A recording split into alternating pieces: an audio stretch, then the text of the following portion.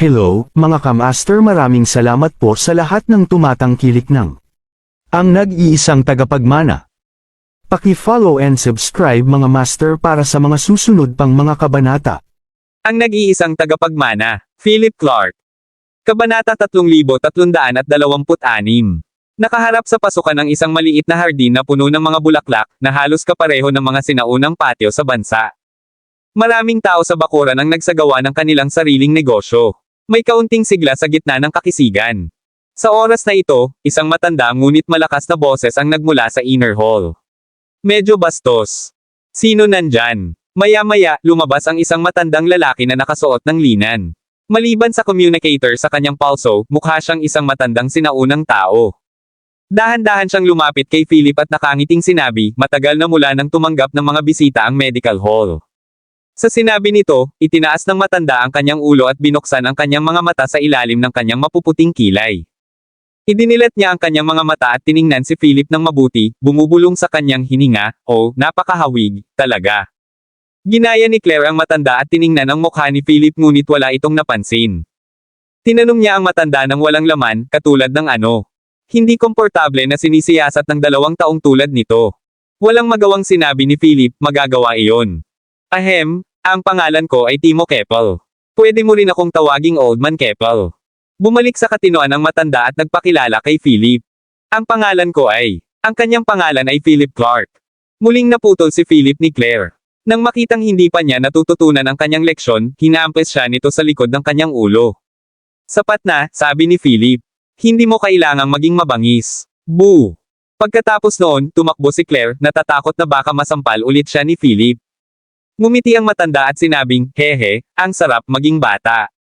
Simula nang pumasok siya sa medical hall, nagpa siya si Philip na maghanap ng mga pahiwatig dito, kaya sinabi niya, Mr. Keppel, gabi na. I wonder kung may mga bakanting kwarto ka. Gusto kong mag-aral dito. Oo, syempre. Dinala ni Timo si Philip sa kailaliman ng koridor. Eto, halika dito. Ibinigay ni Timo kay Philip ang silid sa pinakalikod at sinabi kay Philip na maaari siyang maglakad mag-isa bago bumalik sa kanyang trabaho. Nang makitang naunang tumalon si Claire sa kama, napangisi si Philip at sinabing, hindi ka ba aalis? Mabilis na ginulo ang maayos na kama ni Claire na gumulong pabalik-balik. Humikab siya at sinabing, pagod na ako. Hindi ako aalis. Isasara ko na ang pinto. Pagkasabi noon ay tumalikod na si Philip at isasara na sana ang pinto. Nang makita iyon, tumigil si Claire sa kakalokohan. Umupo siya sa kama at takot na sinabi, aalis na ako. Pinipigilan ni Philip ang pagtawa sa natatalo na tingin ng dalaga. Tumayo siya sa pintuan sa harap ni Claire at sinabing, ito ba ang lugar kung saan maaari kang pumunta kahit kailan mo gusto? Kahit anong tulak o hilahin ni Claire si Philip, hindi siya natinag. Medyo natakot si Claire at humingi ng awa, nagkamali ako. Pakiusap bitawan mo ako. Nang makita ang lumuluha niyang mga mata, tumabi si Philip at sinabing, Palm. Sa sandaling tumakbo si Claire palabas, agad na isinara ni Philip ang pinto. Pagkatapos, hiniling ni Claire kay Timo ang silid sa tabi ng silid ni Philip. Pagkaraan ng ilang sandali, kumatok si Timo sa kanilang mga pintuan, sinabi sa kanila na handa na ang hapunan, at inanyayahan sila sa sala. Ang medikal na bulwagan na ito ay tinatrato ng maayos ang mga bisita nito, at ang lahat ng mga pagkain ay ginawa gamit ang isang pahiwatig ng espesyal na gamot. Kahit na ang lasa ay maaaring medyo kakaiba, ang mga epekto ng mga halamang gamot ay mabuti. Ito ay pork chop sa black plum sauce. Ang pagkain nito ay magpapaganda pa ng iyong balat. Kabanata 3327. Nagningning ang mga mata ni Claire, at itinoon niya ang atensyon sa ulam na ito. Sabi niya, kukunin ko yan. Ang pebble grass na may halo-halong gulay ay maaaring makatulong sa pisikal na paglaki at pag-unlad, ngunit.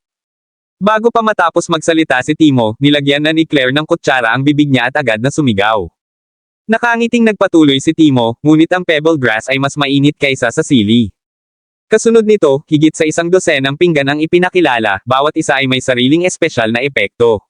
Maging si Philip, na ang kaharian ay naipit sa maagang yugto ng kalahating hakbang patungo sa kabilang baybayin, ay parang may bahagyang pagsulong. Sa sumunod na 2 araw, binasa ni Philip ang lahat ng aklat sa medical hall at tinanong si Mr. Keppel tungkol sa ilang kaalaman sa halamang gamot. Ang damong nakuha niya mula kay Commander Graham noong isang araw ay isang grade 7 na halamang gamot para mapahaba ang buhay. Ang damong ito ay kadalasang tumutubo sa mga hindi kilalang lugar, at ang mga halamang gamot ay hinati din sa mga grado, mula grade 1 hanggang 11. Kung mas mataas ang grado, mas bihira ito. Ang baitang 10 ay tinawag ding banal na baitang, habang ang baitang 11 ay umiiral lamang sa mga alamat. Ito ay ang grado ng Diyos. Halos wala pang nakatuklas ng espesyal na gamot na may gradong Diyos. Ang edad, hitsura, at bisa ng mga halamang gamot ay komprehensibong hinuhusgahan at namarkahan. Karamihan sa mga halamang gamot na ginagamit para sa normal na pagsasanay ay grade 5. Nalaman din ni Philip na hindi komprehensibo ang mga aklat tungkol sa mga herbal na tala sa bulwagan ng medisina. Karamihan sa mga halamang gamot ay may larawan lamang na walang detalyadong impormasyon, ngunit ang multi-do-herb na hinahanap ni Philip ay walang kahit isang larawan. Sa dulo ng isang libro, nakahanap si Philip ng ilang talaan ng damo na malinaw na idinagdag sa ibang pagkakataon. Zombie herb, maaari nitong ibalik ang mga tao mula sa mga patay, ngunit ang mga nabuhay na mag-uli ay magiging magagalitin at aatake sa kapwa-kaibigan at kaaway. Ikasyam na baitang. Revival twig, aabutin ng humigit kumulang 1 oras para buhayin ang isang tao na kamamatay lang, ngunit lahat ng practice base ay mawawala. Ikasyam na baitang. Napabuntong hininga si Philip at isinara ang libro. Malamang naiwan ito ng kanyang ina noong naghahanap siya ng mga espesyal na gamot. Sa research room, tinanong ni Philip ang matandang nagigiling ng gamot, Mr. Keppel, ano ang hitsura ng iyong benefactor? Itinuon ni Timo ang kanyang mata sa espesyal na gamot na unti-unting pinupulbo sa kanyang kamay at sinabing, napakalaking tulong niya sa aming medical hall. Masasabi ko pa na siya lang ang nagligtas sa medical hall ng Montana Alliance. Noong panahon na iyon, ang aming alyansa ay naitatag, at ito ang panahon ng pagpapalawak. Ang mga mapagkukunan sa aming medikal na bulwagan ay hindi mas mataas kaysa sa ika-5 baitang, ngunit kami ay nagkaroon ng hindi mabilang na mga nasawi. Hanggang sa lumitaw siya. Tuwing 7 araw, dumarating siya na may dalang maraming espesyal na gamot at umaasa sa kanyang napakahusay na kasanayang medikal upang maibalik ang maraming tao mula sa bingit ng kamatayan. Ang ilan sa mga halamang gamot na nakaimbak sa bulwagan ng medisina ay natira na mula noon. Nang makitang giniling na ang isang bahagi ng gamot, bumangon si Timo at nilagyan ito ng bote. Pagkatapos ay idinagdag niya ang isa pang bahagi ng mga tuyong damo bago siya nagpatuloy, mas marami pa siyang nagawa. Sa bisa ng kanyang lakas lamang, tinakot niya ang ilang itinatag na mga alyansa at nakakuha kami ng angkop na lugar na tirahan. Hindi lamang Montana Alliance kundi pati na rin ang pagbuo ng ilang iba pang mga alyansa sa malapit ay may kinalaman sa kanya, tulad ng Starfire Alliance. Sa puntong ito, bumantong hininga si Timo at sinabing, ngunit pagkatapos ng paglaki ng mga alyansang iyon, natakot sila na ang kanyang pag-iral ay makakaapekto sa katayuan ng kanilang mga pinuno, kaya't nagsanib puwersa sila para itaboy siya sa lugar na ito. Gayunpaman, sa loob ng ilang oras pagkatapos noon, babalik pa rin siya sa medical hall at magdadala ng ilang mga race eta para sa amin. Nangyari ito mahigit 10 taon na ang nakalipas. Tumayo ang matanda at minasahe ang kanyang likod, nananangis kung paano lumipas ang oras. Nang marinig na ang kanyang ina ay itinaboy ng magkasanib na pamimilit, naikuyom ni Philip ang kanyang mga kamao. Matapos pikalmeyan ang kanyang emosyon, nagpatuloy siya sa pagtatanong, saan siya pumunta mamaya. Mukhang hindi siya nasisiyahan sa epekto ng maraming halamang gamot, kaya't pumunta siya sa kailaliman ng lupain na kabilang sa sinaunang Dragon Royal Family. Wala nang balita sa kanya simula noon. Napabuntong hininga si Philip, ngunit nahanap na niya ito. Nakahanap ng ano? Naguguluhan si Timo. Nagulat si Philip at napaisip. Kung mayroong isang espesyal na halamang gamot na maaaring bumuhay ng isang tao nang walang anumang kondisyon, ang buong lupain sa kabilang baybayin ay magkakagulo kapag narinig nila ang tungkol dito. May dahilan siguro kung bakit hindi ito isiniwalat ng kanyang ina. Sumagot si Philip, wala. Sa sandaling ito, isang mensahe mula kay Elder Whitmore ang lumitaw sa communicator ni Philip pumunta sa meeting room sa lalong madaling panahon. Kabanata 3328. Matapos matanggap ang mensahe, nagpaalam si Philip kina Claire at Timo at mabilis na umalis papuntang meeting room. Sa meeting room ng Montana Alliance, tumayo si Elder Whitmore sa pinuno ng mesa, nakikipag-usap sa lahat tungkol sa plano ng labanan na binuo ng sinaunang Dragon Royal Family. Dahil apurahang idinaos ang pulong na ito, nakahanap lang si Elder Whitmore ng oras para magpadala ng mensahe kay Philip. Hindi kalakihan ang teritoryo ng alyansa, at 5 minuto lang ang itinagal nina Philip at Claire mula sa medical hall patungo sa meeting room na ito. Sa gulat ni Philip, nahabol ni Claire ang 50% ng kanyang bilis. Kahit na siya ay tila nahihirapan, ito ay sapat na hindi kapanipaniwala. Sa pasukan ng meeting room, itinulak ni Claire ang pinto bago pa mabuksan ni Philip. Lahat ng tao sa meeting room ay napalingon sa dalawa. Iba-iba ang reaksyon ng lahat, ngunit natigilan si Philip sa mga pagbati na tumatawag sa Alliance Master. Bagamat may mga taong nag-aatubili, sinabi pa rin ito ng lahat. Hindi pinansin ni Claire si Philip na naguguluhan pa rin. Ikinawi niya ang kanyang kamay at masigasig na sinabi, "Magandang umaga, sa lahat." Pagkatapos nito, tumakbo siya sa bakanting upuan sa tabi ni Elder Whitmore at umupo. Tinapik niya ang isa pang bakanting upuan sa tabi niya at sinabi kay Philip sa pintuan, "Philip, maupo ka rito." Nakangiting tumango si Philip sa lahat at naglakad. Kaya ito si Philip Clark na ilang beses na binanggit ni Elder Whitmore. Hindi siya mukhang espesyal sa akin. Siya ba ay isang especially iyan na ipinadala ng ibang alyansa? Mahirap sabihin yan. Ang pagdating ni Philip ay nagdulot ng kaguluhan sa karamihan, at lahat ay nag-usap tungkol sa kanya ng walang anumang pag-aalinlangan. Medyo humihingi ng tawad si Elder Whitmore kay Philip. Itinaas niya ang kanyang kamay at sinabing, "Tumahimik kayong lahat." Nang tumahimik ang lahat, nagpatuloy si Elder Whitmore, "Dahil medyo late na dumating ang Alliance Master at Mr. Clark, ibubuod ko ang plano ng labanan. Ang sino mang hindi talaga nakakaintindi nito ay maaaring makinig muli. Ang ikapitong kontinente na aming kinaroroonan ay pinamamahalaan ng sinaunang Dragon Royal Family, at ang silangan hanggang sa hangganan ay ang teritoryo ng White Marsh Royal Family, ang ikawalong kontinente. Ang aming pangunahing prioridad sa pagkakataong ito ay ang makipagkumpetensya para sa mga lihim na kayamanan sa kalapit na Peerless Sword Tomb." Huminto si Elder Whitmore bago nagpatuloy, "Gayunpaman, nakatanggap kami ng mga ulat na narinig din ng maharlikang pamilya ng Berdeng Baka sa timog ang balita na bubuksan ang ipinagbabawal na lupain. Malamang na makialam sila." Tiningnan ni Philip ang mapa ng lugar sa likod ni Elder Whitmore at halos kabisado ito. Sa pagkakataong ito, ang Montana Alliance ay itinalaga bilang unang taliba. Habang ang misyon ay mapanganib, ang mga gantimpala ay maaari ding malaki. Sa huling pagkakataon na lumitaw sa auction house ang mga lihim na kayamanan ng ipinagbabawal na lupa, ang pinakamababang presyo ay nasa hanay na 100 milyon. Natuwa ang lahat sa tunog nito, na sana ay makapasok sila ngayon din. Ang sword tomb na ito ay nilikha ng isang god-tier sword practitioner mula sa 1,000 taon na ang nakalilipas. Matapos masugitan ng husto, tumama siya gamit ang kanyang espada at gumawa ng bangi na daan-daang milya ang haba at sa wakas ay namatay sa loob ng marka ng espada na ito. Ano? May Diyos tier supreme powerhouse sa ipinagbabawal na lupaing ito. Hindi ito isang banal na tier gaya ng sabi-sabi. Lahat ay namangha. Diyos tier. Isang kataas-taasang pag-iral sa kabila ng banal na antas. Sa lupain ng kabilang baybayin, walang Diyos tier na pinakamataas na powerhouse sa loob ng libu-libong taon. Iyon ay isang pag-iral na maaaring sirain ang mga kalawakan at kontinente sa pamamagitan ng pag-angat ng kanilang mga daliri. Iyon ay isang pag-iral na maaaring durugan ang mga sinaunang tao at sumalungat sa langit. Para sa mga tao sa mundo, ang isang god-tier powerhouse ay isang Diyos. Isang tunay na Diyos. Kabanata 3329. Para sa isang god-tier sword practitioner na mamatay sa malubhang pinsala, ipinakita nito kung gaano kalakas ang kanyang kaaway. Siguradong god-tier din ang kalaban na iyon. Maraming puwersa ang nagbabantay sa libingan ng espada mula pa nang mabuo ito, at ngayon ang pamimilit ng espada na nakapalibot dito ay unti-unting nawawala. Kailangan nating mabilis na manguna bago ito tuluyang mawala. Tapos na ang briefing. Simulan na natin ang battle assignment. Pinatay ni Elder Whitmore ang projection sa likod niya, humigop ng tubig, at nagpatuloy, "Ako, ang Alliance Master, Philip, at Mr. Carter Marsden na ipinadala ng Royal Family ang bubuo sa unang team. Matatagpuan tayo sa gitna ng pangunahing tropa para magsagawa ng utos sa larangan ng digmaan."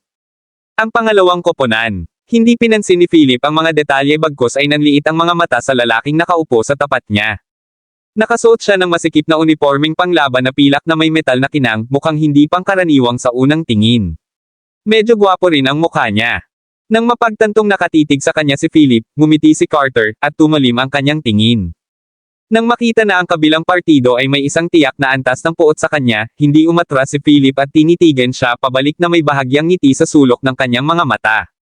Ito na ang pagtatapos ng combat meeting. Magtitipon ng lahat sa gitnang liwasan ngayong hapon. Dalhin ang iyong kagamitan, at ang mga consumable ay ibibigay ng alyansa. Ipinatong ni Elder Whitmore ang kanyang mga kamay sa mesa at sinabi sa lahat. Mabilis na umalis ang lahat, maliban sa 4 na miyembro ng unang pangkat. Pagod na ako. Si Elder Whitmore ang unang bumasag sa awkward na katahimikan. Nagpalipat-lipat ang tingin ni Claire kina Philip at Carter, na nakatitig sa isa't isa. Bamulong siya, ipaglalaban mo ba ito? Nang marinig ang kawalang interes ni Claire, inikot ni Philip ang mga mata sa kanya at sinabing, hindi ako interesadong makipaglaban sa larwang lalaki. Hinampis ni Carter ang mesa at napatayo habang sumisigaw, sino ba yang sinasabi mo, low-class citizen ka? Childhood sweethearts kami ni Claire. Kung manggawas kang mag-isip tungkol sa kanya, babalatan kita ng buhay at babuliin ang bawat buto sa iyong katawan. Oh, ano ang dapat kong isipin tungkol sa kanya? Philip prop kanyang baba sa kanyang mga kamao at sinabi sa isang bastos na ngiti. Sa tabi niya, namula si Claire habang tinawag niya si Philip na parang kilabot sa kanyang paghinga. Ikaw, how dare you? Pitong sinag ng liwanag ang kumikinang sa likod ng katawan ni Carter. Isang pitong bituin na talento. Ang kanyang aura ay mas malakas kaysa sa sinumang pitong star na practitioner na nakilala ni Philip. Tila hindi siya madaling pakitunguhan, kaya naging seryoso ang tingin ni Philip. Huwag kang mag-away dito. Kailangan kong magbayad para sa pag-aayos kung ang meeting room ay nasira. Habang nagsasalita siya, pinigilan ni Elder Whitmore ang pulang mata na si Carter. Galit na galit si Carter sa pagpigil. Itinaas niya ang kanyang mga kamay, binuksan ang pinto, at nagmarcha palabas. So yun ang little boyfriend mo. Philip tilted kanyang ulo at tinanong ang namumula Claire na may ngiti. Nagmamadaling ikinaway ni Claire ang kanyang mga kamay at sinabing, siya at ako ay kalaro lang noong bata pa kami. Panipi. Nang makita ang magandang relasyon ng dalawa sa loob lamang ng ilang araw, tumawa si Elder Whitmore at sinabing, punta tayo sa cafeteria. Dapat handa na ang tanghalian. Lumabas ang tatlo sa meeting room.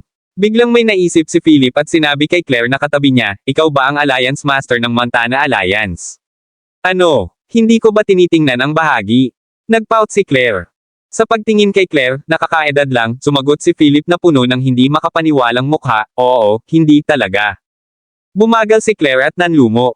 Ang kanyang boses ay humina din habang sinabi niya, ang aking ama ay ang dating pinuno ng alyansa ng Montana Alliance, ngunit hindi nagtagal pagkatapos ng pagtatatag nito, namatay siya sa larangan ng digmaan. Nagulat si Philip at sinabing, ikinalulungkot ko na ipinaalala ko sa iyo ang isang bagay na malungkot. Ayos lang. Narinig ko mula sa iba na ang aking ama ay isang napakasipag at kahangahangang alyansa master sa kanyang panahon, at ang kanyang bawat aksyon ay maaaring magbigay ng inspirasyon sa lahat. Gusto kong pamunuan ang Montana Alliance na ganoon din. Pinunasan ni Claire ang kanyang mga luha, at tila mas determinado ang kanyang tingin habang nakatingin sa mga abalang miyembro ng Montana Alliance sa paligid. Ipinagkatiwala siya ng dating Alliance Master sa akin bago siya namatay at hiniling sa akin na tulungan siyang maging isang kwalipikadong Alliance Master.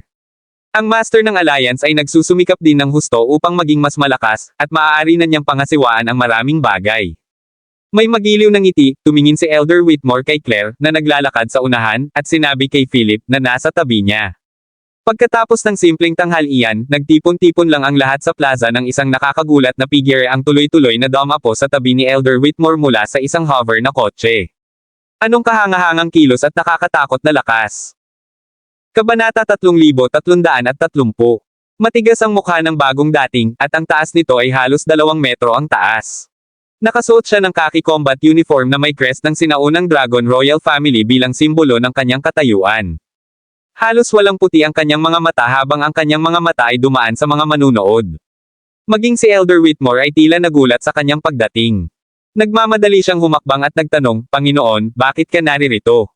Bakit? Hindi ba ako welcome? Nang magsalita ang taong ito, naramdaman ng lahat na para silang nakulong sa isang ice cellar.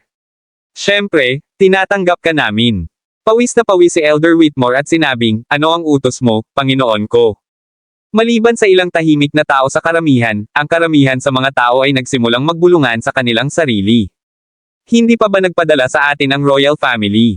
Ang taong ito ay mukhang miyembro ng pamilya Shell, isang tunay na miyembro ng sinaunang Dragon Royal Family. Talaga, ganun ba nila tayo pinahahalagahan? Ang madilim na lalaki ay umubo at sinabi ng malakas, ako si Hardy Shell, narito ngayon upang sumama sa inyong lahat sa ipinagbabawal na lupain at tulungan kayo sa pagkuha ng sikretong kayamanan. Bago pa man siya matapos magsalita, napayuko ang lahat at nanatiling tahimik. Sa gitna ng linya, nagtatakang tinanong ni Philip si Claire, bakit ang tahimik ng lahat? Pinatahimik ni Claire si Philip, tinuro ang communicator sa kanyang pulso, at sinenyasan si Philip na gamitin ang communicator para makipag-usap. Philip, anong problema? Claire, napakawalang awa ng taong ito. Pangil daw siya ng pamilya Shell, at nandidiri siya kapag pinag-uusapan siya ng iba sa likod niya. Nang makita ang tahimik na mga tao, ang nasa entablado ay bahagyang napaawang ang kanyang bibig at malamig na huminga. Nilinggan niya si Elder Whitmore at sinabing, "Elder Whitmore, umalis na tayo pagkatapos mong ayusin ang mga koponan." Pagkatapos noon, nagpadala si Elder Whitmore ng record ng labanan kay Hardy Shell, na sinulyapan ito bago ngumiti ng masama. Itinuro niya ang unang team at sinabi kay Elder Whitmore na nag-aayos para umalis ang mga team, "Sasali ako sa team na ito." Nagdilim ang ekspresyon ng mukha ni Elder Whitmore, ngunit hindi siya nang ahas na magbigay ng anumang komento at sumagot na lang, "Oo naman." Pagkatapos sumakay ng mga hover car ang lahat ng team, umalis ang unang team. Maging si Carter ay hindi masyadong maganda. Nahulaan ni Philip na posibleng alam na ng maharlikang pamilya ang kanyang pag-iral, kaya nagpadala sila ng isang tao upang hulihin siya. Gayunpaman, hanggat hindi sila nagpadala ng isang Holy Tier powerhouse kasama, wala silang magagawa sa kanya. Ang mga pangkat ng mga hover na sasakyan ay lumipad palabas ng lungsod, na ang isa ay pamilyar kay Philip. Ito ay kabilang sa Starfire Alliance. Sinabi ni Claire sa gilid, sa pagkakataong ito, lahat ng malaki at maliliit na puwersa ay pinakilos. Kabanata 3331. Sa paligid ni Hardy, ang iba ay hindi gaanong nagsasalita, at ang lahat ay tumahimik. Itinagilid ni Philip ang kanyang ulo at tumingin sa tanawin sa labas ng bintana. Ito ang unang pagkakataon na nakakita siya ng ganitong kakapal na kagubatan mula nang dumating siya sa kabilang pampang. Umabot ito ng libu-libong milya na walang katapusan, kaya't ang kapaligiran dito ay protektado ng husto. Ang pangkalahatang hitsura ng ilang mga species ay medyo katulad sa mga sa orihinal na mundo. Siguro dahil sa malakas na sigla, ang mga halaman dito ay tila mas malaki, at kahit isang ordinaryong bulaklak ay mas matangkad kaysa sa isang tao. Paminsan-minsan, ang mga ibon at hayop na nabalisa ng convoy ay tumatakbo palabas ng kakahuyan sa mga sangkawan. Nang makita ang pagkagulat ni Philip sa laki ng mga nilalang na iyon, bumulong si Claire, karamihan sa mga espesyal na gamot ay maliit ang sukat. Kung tutuusin, ang essence ang mahalaga. Sa harap nakasimangot si Hardy, ikiling ang ulo, at tinitigan si Claire. Siguro dahil hindi siya komportableng tinatitigan, mabilis na sinabi ni Claire na natatawa, "Syempre, ang ilang mga espesyal na gamot ay napakalaki din. Lahat, humanda. May isang oras pa tayo bago makarating sa destinasyon." Si Elder Whitmore, na nasa front passenger seat, ay binasag ang awkward na kapaligiran. Mula sa naunang mapa na nagpapakita ng geographical na lokasyon ng ikapitong kontinente, na siyang lungsod kung saan matatagpuan si Philip, napakalapit nila sa mga hangganan ng dalawang kontinente. Ito ay marahil para sa mas mahusay na balanse ng kapangyarihan. Hindi naman masama itong sasakyan. Magkano ang halaga nito? Naramdaman ni Philip na medyo maganda ang takbo ng sasakyang ito. Magagamit niya ito bilang paraan ng transportasyon, kaya tinanong niya si Claire sa tabi niya. Napakamot ng ulo si Claire at sinabing, "Kailangan mong tanungin si Elder Whitmore tungkol dito. Wala akong pakialam." $1,000,000 para sa mababang spec, $10,000,000 para sa mataas na spec, si Carter sa kabilang panig ang nagsalita. Kung gusto mong pag-usapan ang pagkakaiba sa mga spec, ang pinakamahalagang bagay ay ang artificial intelligence navigation nito, hindi pa banggitin ang panoramic sunroof. Karaniwan, kalmado at matatag si Carter, ngunit pagdating sa paksa ng mga kotse, halos hindi siya tumigil sa pagsasalita. Nang makita ito sa unang pagkakataon, gulat na tinanong ni Philip si Claire, "Ganito na ba siya palagi?" Tumango si Claire sa kahihiyan, tinakpan ang kanyang bibig, at sinabi sa mahinang boses, siya ay isang tipikal na adik sa kotse. Siya ay borderline na baliw sa mga kotse. Ang hitsura ng artificial intelligence na ito ay maaari ding i-customize ayon sa kagustuhan ng may-ari, walang humpay na pagpapatuloy ni Carter. Pinigilan ni Philip ang pagtawa at sinabing, "Nagkamali ba ako?" Maraming tao ang umupo sa pagsasalita ni Carter. Kahit na sinubukan nilang humadlang, hindi ito nagtagumpay. Biglang may malakas na ingay sa unahan, na naputol ang sasabihin ni Carter. Anong mali? Ang sasakyan sa unahan ay inatake ng isang kakaibang hayop. Nako, ito ang 8-star na Claude Butiki. Natatakot ako na kailangan nating gumawa ng isang detour. Sa hindi kalayuan, isang monitor lizard na may haba na halos 40 hanggang 50 metro ang patuloy na umaatake sa mga sasakyang lumilipad sa himpapawid. Habang tumatawid ang matutulis nitong mga kuko, nag-iba-iba ang isang malakas na elemento ng hangin tulad ng mga talam na matatala sa labaha. Ang bagay na ito ay dapat na nakatira sa Eagle Beak Mountain. Malabong maakit ito sa convoy dito. Tinangka ni Elder Whitmore na lumihis. Hindi na iyon kakailanganin. Pagkasabi nun, binuksan ni Hardy ang pinto at tumalon palabas. Umihip ang hangin sa paligid niya, at mabilis siyang lumipad patungo sa nangangakong butiki. Pagkaalis ni Hardy, nakahinga ng maluwag si Claire at sinabing, sa wakas ay makakapagsalita na tayo. Si Hardy ay isang level 5S wind element practitioner sa gitnang yugto ng 8 bituin. Siya ay sikat sa kanyang paglipat na tinatawag na wind slash. Isang powerhouse sa gitna ng 8 bituin. Kumunat ang noo ni Philip. Sa wakas ay nakilala niya ang isang magaling na lalaki. Mahigpit na dama po si Hardy sa ibabaw ng kumakalat na butiki. Hindi maabot ng maiikling braso nito si Hardy sa ibabaw nito. Wind slash. Huminga ng malalim ang lalaki at ibinuka ang mga braso na parang may hawak na sable. Itinaas niya ang kanyang mga braso, sumigaw ng malakas, at gumawa ng isang laslas na galaw. Isang halos solidong bagzo ng hangin ang bumuo ng V na hugis at nilaslas ang Claude Butiki. Ang Claude Butiki, na bihasa din sa elemento ng hangin, ay nadama ang banta ng pag-atake na ito at sinubukang tumakas. Gayunpaman, ito ay masyadong mabagal at nahati sa dalawang bahagi. Dahil sa pagkawalang kilos, ang itaas na bahagi ng katawan ng kakaibang hayop na ito ay tumalon pasulong. Hindi nagmamadaling lumutang si Hardy at hiniwa ang bungo ng kakaibang hayop gamit ang isang kamay na kutsilyo. Naglabas siya ng isang kristal na nucleus na naglalabas ng berdeng fluorescent sa kabuuan bago siya lumipad pabalik sa lumilipad na sasakyang panghimpapawid na tumama sa isang kahangahangang pigire. Nang makita ito, malamig na bumaantong hininga si Philip at sinabing, napaka-poser. Nang makita ang paghamak ni Philip, sinabi ni Carter, oh. I don't think you can beat this exotic beast, hindi ba? Sabihin mo yan na parang kaya mo, inilibot ni Philip ang mga mata kay Carter. Ako, saglit na hindi nakaimik si Carter. Gusto niyang pabulaanan ito ngunit nalaman niyang ito ang katotohanan. Binuksan ni Hardy ang pinto, naupo sa loob, at sinabing, ito ay walang iba kundi isang hayop. Habang nagsasalita, pinasadahan niya ng tingin si Philip. Kabanata 3332. Nagsalubong ang mga titig ng dalawa, ngunit tila walang ibang nakapansin sa tensyon sa pagitan ng dalawa. Ang 8-star Claude Lizard na ito ay hindi isang bagay na kayang harapin ng isang ordinaryong eksperto. Kailangan namin ng hindi bababa sa 2 o 3 7-star practitioner sa kanilang peak upang patayin ito. Mr. Shell, bumuti muli ang iyong mga kakayahan, nakangiting sabi ni Elder Whitmore. Hindi siya pinansin ni Hardy at dahan-daang ipinikit ang kanyang mga mata, kinakalikot ang kristal na nucleus ng kakaibang hayop na mainit pa rin sa kanyang mga kamay. Ang nascrap na sasakyan sa harap nila ay hindi pag-aari ng Montana Alliance, kaya nagpatuloy si Philip at ang iba pa ng walang pagkaantala. Sandaling natahimik ang lahat nang biglang sinabi ni Carter, anong hanay ng presyo ng sasakyan ang balak mong bilhin, Philip? Sandaling natigilan si Philip bago nakangiting sinabi, pag-iisipan ko mamaya kapag may pera na ako. Wala nang komento si Carter. Hindi nagtagal, bumagal ang hover na sasakyan, at tumalikod si Elder Whitmore at sinabi sa lahat, dumating na kami. Dahan-daang pumarada ang sasakyan sa bagong likhang parking lot. Bumaba sila sa sasakyan, at sunod-sunod na dumating ang mga team mula sa ibang puwersa. Karamihan sa kanila ay may mga eksklusibong pattern sa kanilang mga katawan, malamang na ang mga logo ng mga organisasyong kinabibilangan nila. Itinuro ang lahat sa isang open space kung saan nakatayo ang isang bagong gawang steel building sa masukal na kagubatan. Ayon sa gabay, ang gusaling ito ay makatiis man lang sa epekto ng 7-star na kakaibang hayop. Ang koponan ng 5 bawat isa ay nakatanggap ng susi sa kanilang rest cabin, na iba sa mga rest cabin sa mga hotel sa lungsod. Ang rest cabin na ito ay katulad ng sleeping cabin na ginamit ng space travel crew sa memorya ni Philip. Talagang napakahaba nila para makatipid ng espasyo, reklamo ni Claire sa tabi niya. Bago makapag-relax ang lahat, ang loudspeaker sa sulok sa pagitan ng mga palapag ay nag-anunsyo, ang lahat ay kinakailangang pumunta sa rooftop.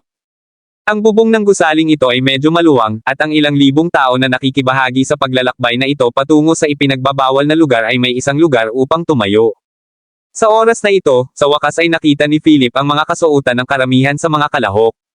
Mayroong mga miyembro ng maharlikang pamilya na nakasuot ng unipormeng panglaban, mga miyembro ng iba't ibang pamilya na may iba't ibang kulay na uniporme, at mga miyembro ng mga alyansa sa iba't ibang kasuotan. Ang dibisyon ng mga puwersa ay medyo malinaw sa isang sulyap. Nang matipon ang lahat, unti-unting nabuo ang isang malaking holographic projection sa open space sa harapan nila. Ito ay isang taong nakasuot ng gininto ang uniforme ng labanan na mukhang kahanga-hanga. Ang palasyo sa likod ng taong iyon ay ginto at kamangha-manghang. Tumabi sa kanya ang 2 mukhang seryosong personal guard. Siyam na simbolo ng sinaunang dragon ang nakaukit sa gintong uniforme ng matanda. Natahimik ang mga taong kanina pa nag-uusap nang makita ang taong ito. Sinundot ni Philip si Claire at nagtanong, sino ang matandang ito? Si Claire ay parang nakatingin sa isang tulala at sinabing, mapapatawad ka sa hindi mo pagkakakilala kay Hardy, pero sobra na kung hindi mo siya kilala. Ngunit hindi ko talaga alam, sabi ni Philip sa pagkagalit. Kabanata 3333. Siya si Sir Rachel, ang taong may pinakamataas na antas ng pagsasanay sa pamilya ng Shell. Siya ang pinakamataas na emperador ng sinaunang Dragon Royal Family at ang tanging nangungunang eksperto sa ikapitong kontinente sa Holy Tier na antas. Alam mo ba kung ano ang ibig sabihin ng banal na antas? Habang nagsasalita siya, tinitigan ni Claire ang imaheng nasa harapan niya ng may paghanga. Ang matandang ito ay ang emperador ng sinaunang Dragon Royal Family na namuno sa ikapitong kontinente. Isang Holy Tier powerhouse. Oh, tumango si Philip. Anong ibig mong sabihin dyan? Nagtaka si Claire sa ugali ni Philip. Napakadelikado ng biyahe sa ipinagbabawal na lugar ngayon. Ikinagagalak kong makita ang lahat ng naririto, hinaplos ng matanda ang kanyang balbas at nagpatuloy, hindi ako sasali sa mga aktibidad ng mga kabataan sa pagkakataong ito. Ang lahat ng mga kayamanan na nakuha sa ipinagbabawal na lugar ay pag-aari ng individual. Naghiyawan ang lahat sa announcement. Gayunpaman, kung makakita tayo ng sino man na nanggugulo o ninakawan ng ibang tao ang kanilang mga lihim na kayamanan, huwag sisihin ang maharlikang pamilya sa hindi pagpapakita ng awa. Habang nagsasalita siya, tumindi ang mga mata ng matanda, at lahat ay kinilig. Napakalakas ng mental na epekto, naisip ni Philip. Ang ipinagbabawal na lugar ay inaasahang magbubukas ng tanghali bukas. Pakiusap ingatan mo ang iyong sarili. Ang matanda ay nagbigay pa ng ilang salita ng payo at umalis pagkatapos makipag-usap sa mga pinuno ng ilang malalaking puwersa. Nang gamabi na, bumalik si Philip at ang iba sa kanilang rest cabin pagkatapos kumain. Hindi niya inaasahan na makikilala niya ang emperador ng sinaunang Dragon Royal Family ng ganoon kaga. Ayon sa dibisyon ng lakas sa orihinal na mundo, ang banal na antas ay dapat na ang kaharian ng kabilang baybayin.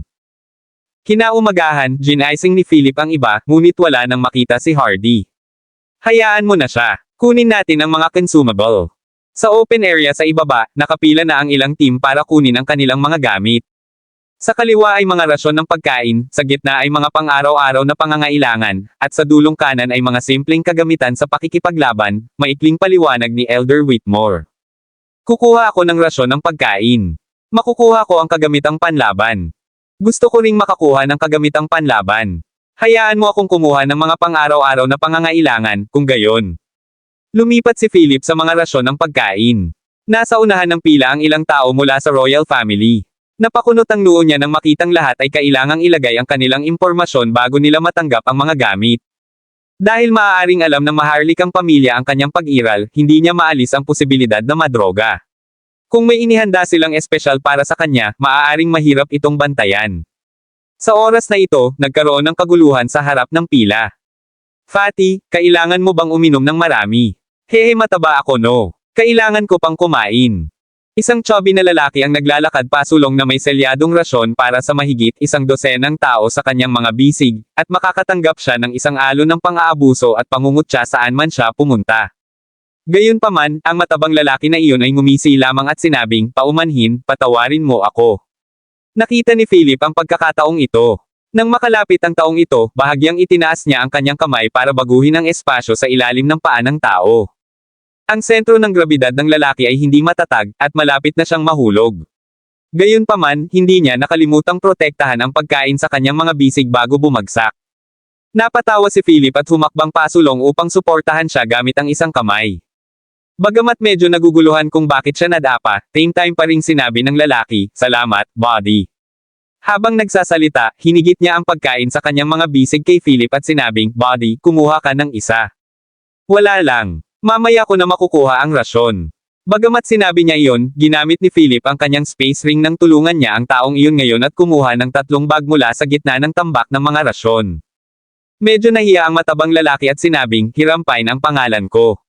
Kung may kailangan ka, pwede mo akong hanapin sa team ng Pine Family. With that said, umalis na siya. Akala ni Philip ay kawili-wili ang lalaking ito. Kahit makapal ang balat, nahihiya siyang tumanggap ng pabor mula sa iba. Habang pasulong ang linya, nakita ni Philip ang tamang timing at umalis sa pila. Sa halip ay pumila siya sa likod ng ibang mga koponan. Tulad ng hula ni Philip, isang sitwasyon ang naganap sa isang nakatagong silid ng gusali pagkatapos maipamahagi ang lahat ng mga tuyong rasyon. Isang miyembro ng maharlikang pamilya na namamahagi ng mga tuyong rasyon ang yumuko at nagsabi sa matangkad na figure sa mga anino sa harap niya, "Aking Panginoon, ang espesyal na tuyong rasyon ay hindi ibinigay. Ayos lang. Ito ay isang maliit na bahagi lamang ng aking plano." Napansin niya siguro. "Panginoon, ano ang susunod na gagawin natin? Hintayin natin kung ano ang mangyayari. Kahit na ang kuneho ay naalerto, ang isang kuneho ay isang kuneho pa rin.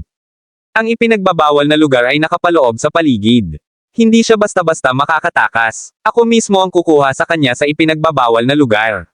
Good luck, aking Panginoon." Ikinaway ng figure ang kanyang kamay, at umatras ang miyembro ng maharlikang pamilya. Oh, Philip Clark, gaano kalakas ang loob ng isang tao mula sa pamilyang White Marsh na pumasok sa ating teritoryo ng buong tapang. Pahihirapan kita ng mas masahol pa sa kamatayan. Sa sinabi nito, tumawa ng nakakatakot ang figure. Ang taong ito ay walang iba kundi si Hardy Shell na nawala kanina. Kabanata 3334. Hindi nagtagal, nagtipon ang lahat. Bumalik din sa team si Hardy na nawala kanina pero walang nagtanong. Maikling paglalarawan lang ng Sword Gorge ang narinig nila kanina. Bagamat narinig nila ang kadakilaan nito, ang pagkakita ay paniniwala. Ang mismong Sword Gorge ay medyo payak, ngunit pagkaraan ng libu-libong taon, ilang halaman ang tumubo at umabot sa gilid ng Sword Gorge. Taliwa sa gawa ng tao, ang lahat ay mas hilig na maniwala na ito ay gawa ng kalikasan. Nakatayo sa gilid ng Sword Gorge, si Philip ay labis na naakit dito. Ang isang Diyos tier na nilalang ay talagang makakagawa ng ganito sa isang suntok. Ang sword intent na nakapaloob sa kailaliman ng Sword Gorge ay naging dahilan upang ang Kylum sword sa space ring ni Philip ay tumili ng malakas. Nasa gitna na sila ngayon ng Sword Gorge, na siya ring pinakamalawak na lugar. Ang pangkat na ipinadala ng maharlikang pamilya ng White Marsh ay nakatayo sa tapat. Nang makita ito, agad na nagayos ang dalawang partido para sa kanilang mga tao na dalhin ang mga hover na sasakyan pababa sa kailaliman ng Sword Gorge. Pagbaba nila, nakita din ni Philip ang bunker na binanggit ni Claire noon. Ang hitsura nito ay mas katulad ng isang malalim na daanan sa ilalim ng lupa. Ang unang dumating sa ibaba ay isang miyembro ng alyansa sa ilalim ng utos ng sinaunang Dragon Royal Family. Nagsaya siya at gustong sumugod sa daanan, ngunit nang makalapit siya, naputol siya sa ilang piraso ng layunin ng espada. Hindi man lang niya nagawang umiyak bago siya malagutan ng hininga.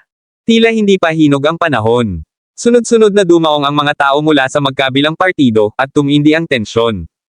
Ang pinagmulan ng salungatan ay pangunahing nagmula sa dalawang maharlikang pamilya at sa mga basal na pamilya sa ilalim ng mga ito. Ang ibang mga ordinaryong miyembro ng alyansa ay nagpapalabas lamang ng palabas. Ang kanilang pangunahing layunin dito ay hindi para sa hindi kinakailangang mga salungatan. Ang mga kasuotan ng maharlikang pamilya ng White Marsh ay lubhang maluho, at maging ang mga uniforme ng labanan ay pinalamutian ng mga pattern ng platinum at ginto. Di nagtagal, ang salungatan ay umunlad mula sa verbal hanggang sa pisikal. 12 ng mga taong malapit sa isa't isa ang nauwi sa isang scuffle. Biglang may sumigaw malapit sa pasukan ng kuweba, "Bubuksan na." Ang bawat isa ay gumawa ng isang baliw na gitling para sa pasukan ng kuweba, sinasabog ang kanilang mga kasanayan paminsan-minsan, sinusubukang maging unang pumasok at makuha ang mga lihim na kayamanan. Sumigaw si Elder Whitmore sa lahat mula sa Montana Alliance, "Tara na." Ang kanilang maliit na koponan ay hindi nagdulot ng maraming alon sa rumaragasang tubig. Mabilis na pumasok sa kuweba si Philip at ang iba pang nasa gitna. Ang mga marka sa pasukan ng kuweba ay tila naahit ng layunin ng espada ng makapangyarihang nilalang na iyon. Ang mga alituntunin ng espada sa katawan ni Philip ay patuloy na pinapakain ng layunin ng espada sa kuwebang ito, at hindi niya maiwasang mapabuntong hininga ng mahina. Matapos maglakad ng halos isang kapat ng isang oras, lahat ay nagtipon-tipon at tumingin sa siyam na pilak na portal na sumasanga sa harapan. Alin ang dapat nating ipasok? Maraming tao ang nataranta. Kung hindi muna sila dinala ng mga talatang ito sa mga lihim na kayamanan ngunit sa halip ay dinala sila sa panganib, masisisi lamang nila ito sa kanilang malas. Bagaman ang ilan ay pumili ng isang daanan at pumasok, karamihan ay nag-aalangan.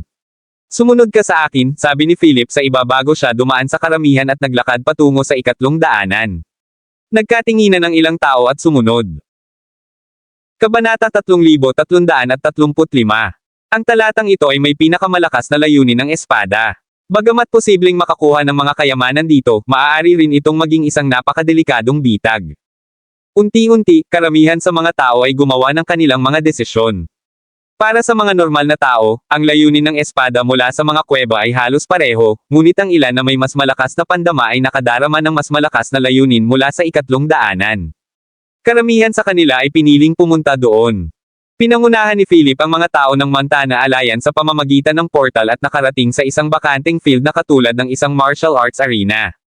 Maliban sa 4 na higanteng sculpture na bato na inilagay sa mga sulok, wala nang ibang nakikita. Ang ilang mga tao mula sa Montana Alliance ay nagsimulang magreklamo, walang anuman dito. Kung alam ko ng mas maaga, pinili ko ang isa pang daanan kasama ang iba. Wala man lang ibang pinto na humahantong sa ibang mga daanan na nakikita. Ang portal ay isang one-way na paglipat. Ang lahat ay nagsimulang maghanap ng mga lihim na kayamanan. Isang tao ang lumapit sa isang batong rebulto at sinabi sa kanyang hininga, may kayamanan ba sa rebultong bato na ito? Pagkatapos, itinaas niya ang kanyang kamay at hinawakan ang rebultong bato. Napakatapang ng lalaking ito. Ang rebultong bato ay nagmistulang isang mabangis na demonyo na may katawan na kasing laki ng burol. Ang iba ay hindi man lang naglakas loob na tingnan ito, lalo pat lumapit dito. Nang hahawakan na ng palad ng lalaki ang rebultong bato, gumalaw ang rebultong bato na may langit-ngit at hinawakan ang lalaki. Bitawan mo ako. Namutla ang mukha ng lalaki habang paos na sumisigaw. Naikuyom ng rebultong bato ang kamao, at naging mincemeat ang lalaki. Inihagis ng rebultong bato ang bangkay sa dingding sa tabi nito, at ang katawan ng lalaki ay sumabog sa isang spray ng dugo. Hoy! Ang taong iyon ay nasa tuktok ng 6 na bituin. Hindi naman natin ipaglalaban ang bagay na iyan, di ba? Ayokong makipag-away sa isang bagay na ganyan. Ang ilang mga tao ay nasira bago lumaban at tumakbo pabalik sa portal na nagpadala sa kanila dito, ngunit ang portal ay pumitik sa kanila palayo ng walang awa. Lahat ng mga batong estatwa sa 4 na sulok ay gumagalaw, ang kanilang mga katawan na nababalutan ng lumot ay lubhang makinis. Bawat hakbang nila sa sahig ay gumagawa ng malakas na putok. Golems, sabi ni Hardy. Hindi niya inaasahan na makakabangga siya ng mga ganitong bagay dito. Ano ang golems? Sinubukan ni Claire na magmukhang kalmado, ngunit ang kanyang nanginginig na boses ay naglantad sa kanyang pagkabalisa. Maging si Elder Whitmore ay bumulalas, hindi ba sa mga alamat lamang sila umiiral? Malungkot na sinabi ni Hardy, sila ang pinaka-primitive na sandata ng digmaan 4,000 hanggang 5,000 taon na ang nakalilipas. Pagkatapos ng digmaan ng Siyam na Emperador at ang kapayapaan ay naibalik sa lahat ng mga kontinente, sila ay pinagbawalan na gamitin. Hindi ko inaasahan na makikita ko sila ulit dito. Itinaas niya ang kanyang kamay para bumuo ng Windblade, ngunit ang hindi masisira na Windblade ay sumabog matapos hawakan ang katawan ng batong rebulto. Oo naman, immune ang stone statue na ito sa level 5S Wind Elemental attacks ko. Maging ang elemento ng kahoy ay matatanggal kaagad, at ito ay immune sa karamihan ng mga elemental na pag-atake. Naglabas ng baril si Hardy at same time na sinabi, subukan natin ang kapangyarihan ng modernong teknolohiya. Inilabas ng lahat ang kanilang mga thermonuclear gun at electromagnetic weapons. Pinaputukan nila ang mga stone golem sa sobrang galit. Nagpatuloy ang pagpapaputok ng kalahating minuto, at ang mga estatwang bato ay tumigil sa paggalaw. Matapos tumira ang alikabok, walang nakitang bakas ng pag-atake sa kanilang mga katawan, at ang mga rebultong bato ay nagpatuloy sa paggalaw. Nagtipon ang lahat sa gitna ng silid. Nang bumunot ang mga estatwang bato ng mga espadang bato mula sa kanilang mga baywang, mas mabilis na umatras ang lahat, at ang ilan ay nagsimulang sumpain si Philip. Nang makita ang mga espadang iyon, nalungkot si Philip na ang layunin ng espada na naramdaman niya mula sa daanan ay maaaring mula sa mga bagay na ito. Damn it! Hindi ako natatakot sa kanila. Isang lalaki sa gilid ng karamihan ang bumunot ng kanyang espada at sumugod sa isa sa mga estatwa ng bato. Sunset Sword Technique. Sumayaw ang espada ng lalaki na balak tanggalin ang ulo ng kalaban. Gayunpaman, sa sorpresa ng lahat, ang tila napakalaki na estatwa ng bato ay umiwas sa lahat ng mga pag-atake na may napakakakaibang swordplay. Tila na itaboy nito ang lahat ng pag-atake, habang ang laro ng espada ay labis na pinalaki. Nawala ng pag-asa ang lahat. Tingnan mo ang braso ng rebulto, itinuro ni Philip. Kabanata 3336. Ang eskrimador na sa simula ay nasaroon ng loob dahil ang lahat ng kanyang pag-atake ay nalabanan kaagad na nabuhay ng marinig ang sinabi ni Philip. Nagsimula pa siya ng tuloy-tuloy na offensive ng walang tigil. Nang tumulong na ang lahat, ang espada ng batong estatwa ay biglang umilo na berde, at sinumang may matalinong mata ay masasabi na ang liwanag ay naglalaman ng maraming elemento ng hangin. Ang espadang pinalakas ng mga elemento ng hangin ay biglang dumobble sa bilis, at ang eskrimador na aktibong umaatake ay nahulog sa isang kawalan sa isang kisap mata. Isang galaw ang hindi niya nakuha at naputol siya sa kalahati mula sa kanyang balikat. Huminto ang ilang sabik na eskrimador nang makita nila ito, at bahagyang nanginig ang kanilang mga kamay na may hawak ng espada. Bilang mga sword practitioner, wala ba tayong lakas ng loob na harapin ang ating kamatayan? Isang eskrimador na nakasuot ng puting uniforming pang-combat ang humakbang at buong pusong nagsabi. Gate ng espada, Lazaro. Sa sinabi nito, itinaas ng lalaki ang kanyang espada at sumugod sa rebel tong bato. Ang iba pang mga practitioner ng espada ay naging inspirasyon ng tanawing ito at nagsimulang kumilos pagkatapos ipahayag ang kanilang mga pagkakakilanlan. Sword Dance Villa, Lance Smith, Lily Sword Court, Fern James. Sa isang iglap, isang mabangis na pag-atake ang inilunsad sa mga rebel tong bato. Marami sa mga naniningil ay mga babaeng practitioner ng espada. Si Carter ay nagsanay gamit ang isang espada mula pa noong siya ay bata at may isang tiyak na antas ng pag-unawa sa swordsmanship. Nang makita ang sitwasyong ito, gusto niyang sumali sa laban na ito, ngunit pinigilan siya ni Philip. May mangyayari, Mata Ray, na sabi ni Philip. Sa ilalim ng patuloy na pagkubkob ng lahat, ang mga estatwa ng bato ay nasira ng malaki, at ang isa ay naputol pa ang binti. Biglang tumigil sa paggalaw ang mga batong estatwa na parabang hinihintay nilang durugan sila ng lahat. Habang nahuhulog ang kanilang mga panlabas na shell, dahan-daang nasisiwalat ang loob ng mga rebel tong bato. Ilang normal na meke na kasing laki ng tao na nakaitim ang gumapang palabas mula sa pagkawasak. Bagamat mas maliit ang sukat, ang pang-aapi na dinala nila sa lahat ay tumaas ng ilang ulit. Bago pa makapag-react ang lahat, kinuha ng mga meka ang mga espadang bato at sumalakay. Ang mga espada na nawala ang kanilang ningning ay sumabog sa isang nakakatakot na itim na liwanag sa sandaling sila ay nahawakan. Dahil sa kanilang laki, ang mga meka ay mas nababaluktot at mas madaling makalusot sa karamihan. Ang eskrimador na nagngangalang Lazaro na unang naghihikayat sa lahat na lumaban ay lumabas at nagtago sa karamihan. Ang kanyang pagkilos ay napansin ni Philip na kumunat ang noo at sinabing, hindi ko inaasahan na gagawin ito ng isang taong may ganoong katwiran. Nakatuon lang ang iilang katabi ni Philip sa mga itim na meka at hindi narinig ang kanyang mga sinabi. Ang mga practitioner ng espada na lumalaban sa harapan ay dumanas ng mabibigat na casualty, at halos lahat ay nawala ng kakayahang lumaban. Sumimangot si Elder Whitmore at sinabi kay Philip, Hardy, at Carter sa tabi niya, maaari ko bang hilingin sa inyong tatlo na kumilos? Si Elder Whitmore ay medyo matalino, sa pag-aakalang si Philip ay nasa tuktok ng 7 bituin o kahit na 8 bituin. Si Elder Whitmore ay nasa huling yugto ng 7 bituin, ngunit dahil sa kanyang edad, ang kanyang antas ng pakikipaglaban ay bumaba. Si Claire ay nasa maagang yugto pa lamang ng 7 bituin, ngunit bilang pinuno ng alyansa, si Elder Whitmore ay mas maliit ang posibilidad na hayaan siyang makipagsapalaran. Ang tatlong taong ito ay maaaring ituring bilang ang pinakamataas na kapangyarihan sa pakikipaglaban ng Starfire Alliance sa kasalukuyan. Kung hindi sila gagawa ng hakbang ngayon at pinahintulutan ang mga meka na lumaban sa kanilang paraan, ilang tao mula sa Montana Alliance ang maaaring makabalik. Dahil si Elder Whitmore ang humiling, hindi ko na ito ipagpapaliban pa. Kabanata 3337. Makahulugang sinulyapan ni Hardy si Philip bago siya pumili ng meka at nag-charge. Claire, wish me luck? Bagamat nanginginig ang kanyang mga kamay, ngumiti si Carter kay Claire at sumugod. Dahan-daang humakbang si Philip at kumuha ng espada. Sumibaw lang apoy mula sa kanyang mga kamay at pumulupot sa espada. Naging seryoso ang kanyang mga mata, at sinabi niya, ito ay sapat na para maging scrap metal ka. Sa ilang sandali, kumilos ang lahat ng nangungunang eksperto mula sa iba't ibang puwersa. Kung mabibigo muli ang open sibong ito, mapapawi ang buong tropa. Bagamat may tulong sa kamay, nais ni Philip na labanan ang isang meka ng mag-isa. Karamihan sa mga tao ay 5 o 6 na bituin na may ilang 7 bituin sa pagitan. Kahit na hindi lahat ay bihasa sa espada, kaya nilang labanan ang meka na ito sa bilis at lakas ng pag-indayog ng espada. Bagamat ang presensya ng ibang tao sa paligid ay bahagyang nakaapekto sa pagganap ni Philip, ang bawat hampas niya ay tumpak na tumama sa mga dugtungan ng meka. Unti-unti, ang 4 na meka ay tila humihina, at ang lahat ay nakakuha ng lakas ng loob. Mas matindi ang pag-atake nila. Biglang tumalo ng mga meka sa kanilang attack range. Umatras sila sa mga sulok at itinaas ang mga espada sa kanilang mga kamay nang walang kaunting paglihi sa kanilang mga galaw. Biglang lumiwanag ang ilaw sa mga espada. Napansin ng isang taong pinakamalapit sa kanila na ang itim na liwanag ay may potensyal na lumunin ang lahat ng liwanag. Sumigaw siya, ipikit mo ang iyong mga mata. Bagamat napapanahon ang kanyang sigaw, maraming tao ang hindi napapikit sa oras. Pansamantala silang nawala ng paningin, at nagdilim ang kanilang paningin.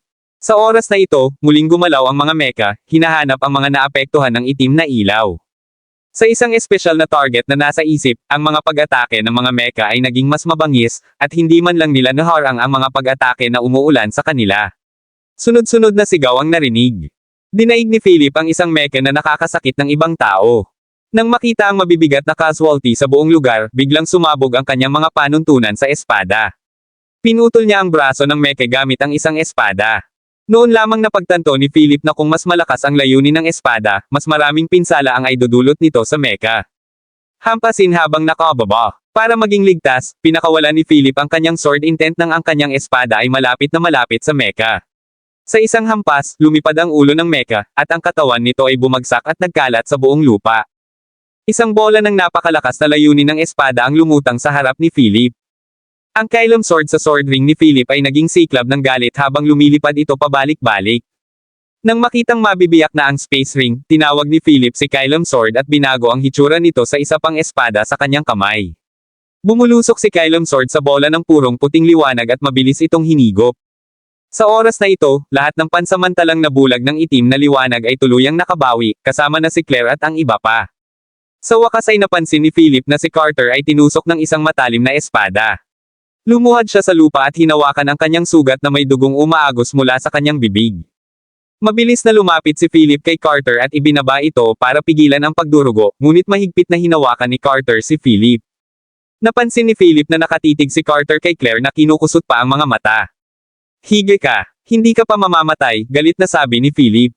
Sa wakas ay tumingin dito si Claire at sumigaw, "Hindi." Kabanata 3338. Hinawakan ni Elder Whitmore si Claire na susugod na sana at sumigaw, "Claire, delikado." Gayunpaman, si Claire ay parang isang palaso na handang ilunsad at tumangging pigilan. "Carter! Mangyaring huwag mamatay. Carter!" Lumuhad si Claire sa tabi ni Carter, na nanlabo na ang mga mata, at patuloy na umiiyak. "Tigilan mo na ang pag-alog sa kanya at mamamatay talaga siya." Walang magawa si Philip, na nagsasagawa ng emergency rescue, nang makita niyang niyugyog ni Claire si Carter. Marahil dahil sa sobrang pagkawala ng dugo, nahimatay si Carter. Sa sandaling ipikit ni Carter ang kanyang mga mata, biglang lumiwanag ang katawan ni Claire sa buong lugar. Ang kanyang mga mata ay naging puti, at ang kanyang katawan ay lumutang sa hangin. Nang may luha sa kanyang mga mata, si Claire ay nagngangalit ng kanyang mga ngipin at sinabi sa isang sagrado at hindi mapag-aalinlangan ng boses, "Lahat ay mamamatay." Halos 1,000 tao ang pumasok sa lugar na ito, ngunit 200 lamang ang natitira. Saglit na naakit ang lahat sa kumikinang na katawan ni Claire. Ang liwanag na ito ay parang maliit na araw na tila nagbibigay inspirasyon sa iba, at unti-unting tumigil ang mga hiyawan. Maging ang natitirang ilang mecha ay tumigil. Nang makita ito, nagulat si Hardy bago niya ipinagpatuloy ang pag-atake sa mga mecha sa isang bulk zone ng hangin. Lumutang si Claire patungo sa pinakamalapit na mecha habang nakataas ang kamay at hinawakan ang kamay nitong may hawak na espada. Nagpumiglas ang mecha ngunit hindi makawala sa kakaibang puwersa na nagmumula sa kamay ni Claire. Naikuyom ng mecha ang kamao at sinuntok ang tiyan ni Claire. Sa gulat ng lahat, napagtanto nilang unti-unting tumigas ang liwanag sa katawan ni Claire at pumulupot sa braso ng mecha. Crack! Matapos ang ilang tunog, bahagyang na-deform ang itim na mekanikal na braso na hawak ni Claire. Arg! Sa mabangis na ekspresyon, pinunit ni Claire ang braso ng mecha. Nang makita ito, ang iba pang mga mecha ay gustong tumulong, ngunit si Hardy ay sumabog na may marahas na layunin ng espada. Nabalot siya ng ihip ng hangin, at naging espada ang kanyang katawan habang pinuputol ang mecha sa kanyang harapan sa ilang piraso. Sumugod ang isa pang mecha at nilaslas ang espada nito sa ulo ni Claire. "Alliance Master!" Sabik na sigaw ni Elder Whitmore. Itinaas ni Philip ang kanyang kamay upang ihagis ang mga patakaran ng espasyo. Hindi niya akalain na kaya ng liwanag sa katawan ni Claire ang pag-atake. Panay ang paghinto ng espada sa leeg ni Claire. Inakala ng lahat na ang gininto ang liwanag ni Claire ang nagpoprotekta sa kanya at sumambulat sa tagay. Kahit na ang matalas na mata na si Hardy ay walang napansin na kakaiba. Itinaas ni Claire ang kanyang mga kamay at hinampas ang ulo ng mecha na kanina pa niya pinunit ang braso. Sa gitna ng mga tunog ng pagdurog ng metal at bato, ang ulo ng mecha ay pinipiga. Matapos ang ilang kamay na kutsilyo, tuluyang nalaglag ang ulo ng mecha. Pagkaraan ng ilang sandali, muling lumutang ang malakas na layunin ng espada. Nang lumingon si Claire para salakayin ang huling mecha, napahigi siya nang mawala ang liwanag sa kanyang katawan. Pagkatapos ay bumagsak siya sa lupa. Nang matapos si Philip sa pagsadyap kay Carter, tumalon siya at iniligtas si Claire na inaatake at sinenyasan si Hardy na harapin ang huling mecha. Dinala ni Philip sina Claire at Carter pabalik sa gitna ng pangunahing tropa. Sok! Dumura ni Hardy ngunit inatake pa rin ang huling nakatayong mecha. Matapos mapagtanto na epektibo ang layunin ng espada, halos lahat ng mga pag-atake ni Hardy ay maaaring magdulot ng malaking pinsala sa mecha. Sa ilang galaw lang, ang huling mecha ay naging scrap metal at nagkalat sa lupa. Sa oras na ito, mayroong 3 bola ng malakas at purong espada na layunin sa field. Sinubukan silang ilayo ni Hardy ngunit napakamot siya sa paglapit. Sinubukan din ng iba, ngunit walang maka-absorb ng anuman dito. Sa gilid na ito, binalot ni Philip si Kylam sword sa isang piraso ng tela. Sa tabi niya, ang kalagayan ni Carter ay tila mas matatag pagkatapos ng kanyang napapanahong paggamot, habang si Claire ay nakatulog na parang sanggol. Dahan daw ang naglakad si Hardy, tila interesado sa kakayahan ni Philip na patayin ang mga mecha. Tinanong niya, paano mo ito nagawa? Nagkunwaring mahina si Philip, tinuro ang natutulog na si Claire, at sinabing, tulad niya, biglang sumabog ang kakayahan ko. Kabanata 3339. Anong meron sa espada sa likod mo? Nang makitang may dalang espada si Philip, nagdududang tanong ni Hardy. Ang espadang ito ay pag-aari ng taong gumawa ng unang hakbang. Hindi ito ordinaryong espada. Aalagaan kong mabuti itong espada para sa kanya. Habang nagsasalita siya, tinapik ni Philip ang dulo ng espada. Sinabi ni Elder Whitmore na may mga luhang umaagos sa kanyang mukha, ang kakayahan ni Claire ay minana mula sa linya ng dugo ng kanyang ama. It's heaven's grace na nakita ko itong muli sa buong buhay ko. Ang lakas ng bloodline ng tatay niya. Para sa kanya na sumabog sa ganoong kapangyarihan at kakayahan sa pagtatanggol, hindi isang labis na pahayag na sabihin na malamang na ito ay grade A. Sa gilid, natukso si Hardy na manalo sa kanya. Ang pinagmumulan ng kapangyarihan ng siyam na maharlikang pamilya ay nagmula sa linya ng dugo na kapangyarihan na minana mula sa siyam na dakilang hayop, banal na hayop, o mabangis na hayop na ipinamana mula sa sinaunang panahon. Dahil sa makapangyarihang kapangyarihan ng kanilang bloodline, nagawa nilang mapanatili ang kanilang supremacy sa mahabang panahon. Umiling si Elder Whitmore at sinabing, ang kapangyarihan ng bloodline sa katawan ng batang ito ay hindi ganoon kalakas, at lubos itong naaapektuhan ng kanyang mga emosyon. Sa normal na mga pangyayari, hindi gaanong tataas ang kanyang lakas sa pakikipaglaban. Nawala ng interes si Hardy matapos itong marinig at nakahanap ng medyo bukas na espasyo para makapagpahinga. Sa wakas ay natapos ang laban, ngunit walang bakas ng isa pang pagbubukas ng pinto, kaya hinala ni Philip na ang dahilan ay nasa natitirang 3 bola ng espada. Inilabas niya ang Kylam sword, ginawa itong maliit na punyal, at hinayaan itong sumipsip ng sword intent. Dahil hindi maabsorb ng mga tao ang sword intent, ang iba ay hindi masyadong nagmamalasakit sa sword intent na mawala sa asul. Nang mawala ang huling piraso ng layunin ng espada, ang pader sa tapat ay dahan-daang bumukas sa magkabilang gilid, nagsiwalat ng isa pang malaking silid na bato. Mas maliwanag ang kwarto dahil sa malasalamin na dingding. Ilang mga kahon na gawa sa kahoy ang inilagay sa palibot ng silid na bato, at may sumigaw, mga lihim na kayamanan. Ilang sandali pa ay sumugod ang mga nakakagalaw pa. Interesado din si Philip at ginamit ang kanyang liksi sa pagtakbo sa harapan. Nag-charge din si Hardy. Karamihan sa mga kahon ay naglalaman ng mga bote ng mga table tas habang ang iba ay naglalaman ng ilang magagandang kasanayan sa espada. Bagamat ang mga espesyal na gamot na ito ay nasil ng maayos, ang bisa ay nabawasan pa rin ng ilang degree dahil sa oras. Hindi agad binuksan ni Philip ang box na inagaw niya bagkus ay dinala ito pabalik sa Montana Alliance team. Lahat ng tao ay nakapasok sa mapanganib na lugar na ito dahil sa akin. Maaari mong hatiin ang kahon na ito sa inyong sarili. Hindi sila nagdalawang isip. Matapos buksan ang kahon, hinalungkat nila ang paligid at kinuha ang anumang bagay na nakita nilang kapakipakinabang. Kumuha si Elder Whitmore ng isang bote ng elixir at isang manual mula rito.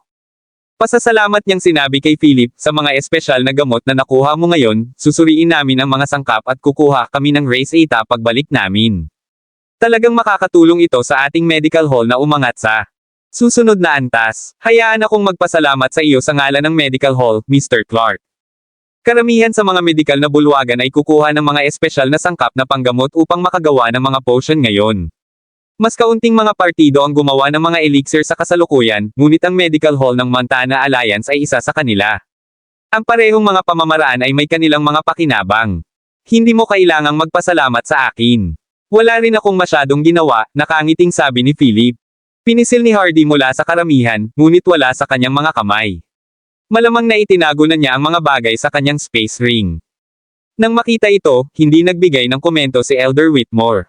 Matapos maubos ang laman ng lahat ng kahon, dahan-daang bumukas ang dingding sa kabilang gilid, ngunit walang laman sa loob maliban sa isang mahabang daanan ng bato. Sina Claire at Carter ay inilagay sa isang stretcher at inalagaan ng mga miyembro ng Montana Alliance. Sinulyapan ni Hardy si Philip, na mukhang pagod pa, bago siya pumasok sa daanan na may masamang ngiti.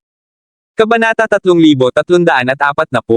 Matapos maipa ng ilang tao ang kanilang mga damdamin, inalagaan nila ang mga katawan ng mga taong kilala nila. Sa oras na ito, mukhang manhid ang mga taong pumasok sa ikatlong portal. Bagamat nakakuha sila ng ilang mga table tasks, ang mga tabletang iyon na malapit nang mawala ang kanilang bisa ay hindi katumbas ng halaga ng isang mapanlinlang na paglalakbay. Pagtingin sa madilim na daanan sa unahan, atubili nilang kinaladkad ang kanilang mga paa papasok. Pagkaraan ng mahabang panahon at nang malapit na silang mag-collapse, isang pintong bato na kasya lang ang 2 taong nakatayong magkatabi ay lumitaw sa dulo ng lagusan. Ilang linya ng mga salita ang nakasulat sa pintuan. Habang ang lahat ay nalilito kung ano ang gagawin sa hindi maintindihan na mga salita, isang hindi kilalang matandang lalaki na may kulay abo na buhok ang tumabi sa karamihan at naglakad patungo sa pintuan. Ang mga practitioner ng espada ay kailangang patuloy na lumaban sa simula pa lamang ng pagsasanay. Makikipaglaban sila sa mga tao, sa langit at lupa, at sa kanilang sarili.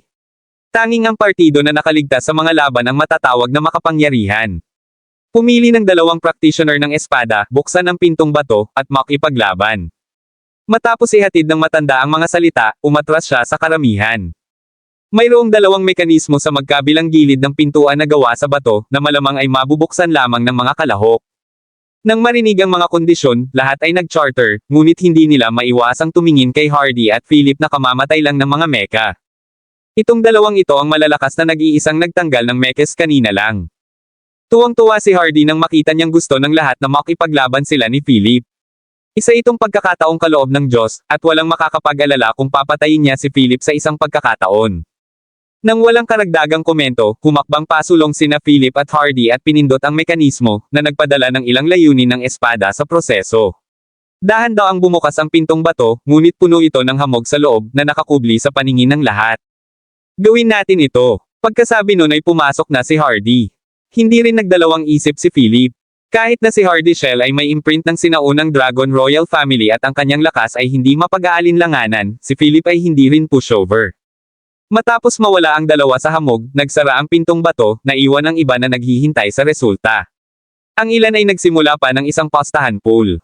Sa sandaling pumasok sina Philip at Hardy, agad na nagbago ang tanawin, at nakakita sila ng mga kislap ng mga bundok, ilog, lawa, at mataong kalye. Sa wakas, tumigil ang eksena sa isang tahimik na kawayan. Kaluskos ang ihip ng hangin nang dumaan ito sa kagubatan ng kawayan, at tila may isang tagalabas na nakaupo na nakakros ang paa sa lalim ng kagubatan ng kawayan. Humigop ng tsaa ang lalaki at mahinang nagsabi, "Maaari ka nang magsimula."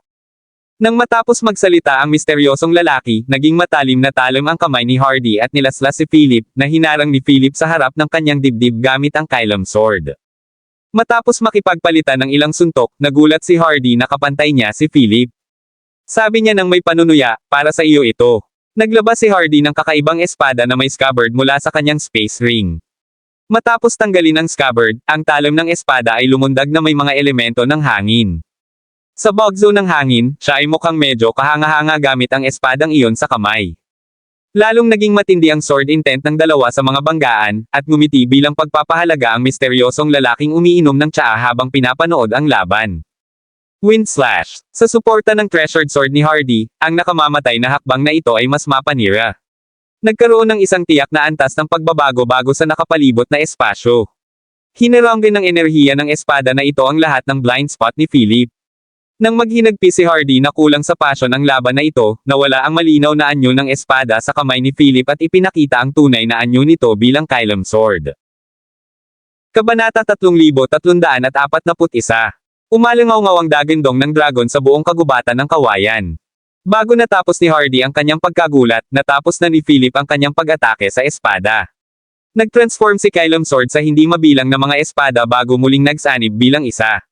Ito ay higit sa ilang beses na mas malakas kaysa dati, at ang imahe ng isang sinaunang higanteng espada ay makikita sa likuran nito. Lahat ng espada bilang isa. Itinaas ni Philip ang kanyang espada at sinalubong ang wind slash technique ng direkta. Nagpalakpakan ng misteryosong lalaking umiinom ng tsaa.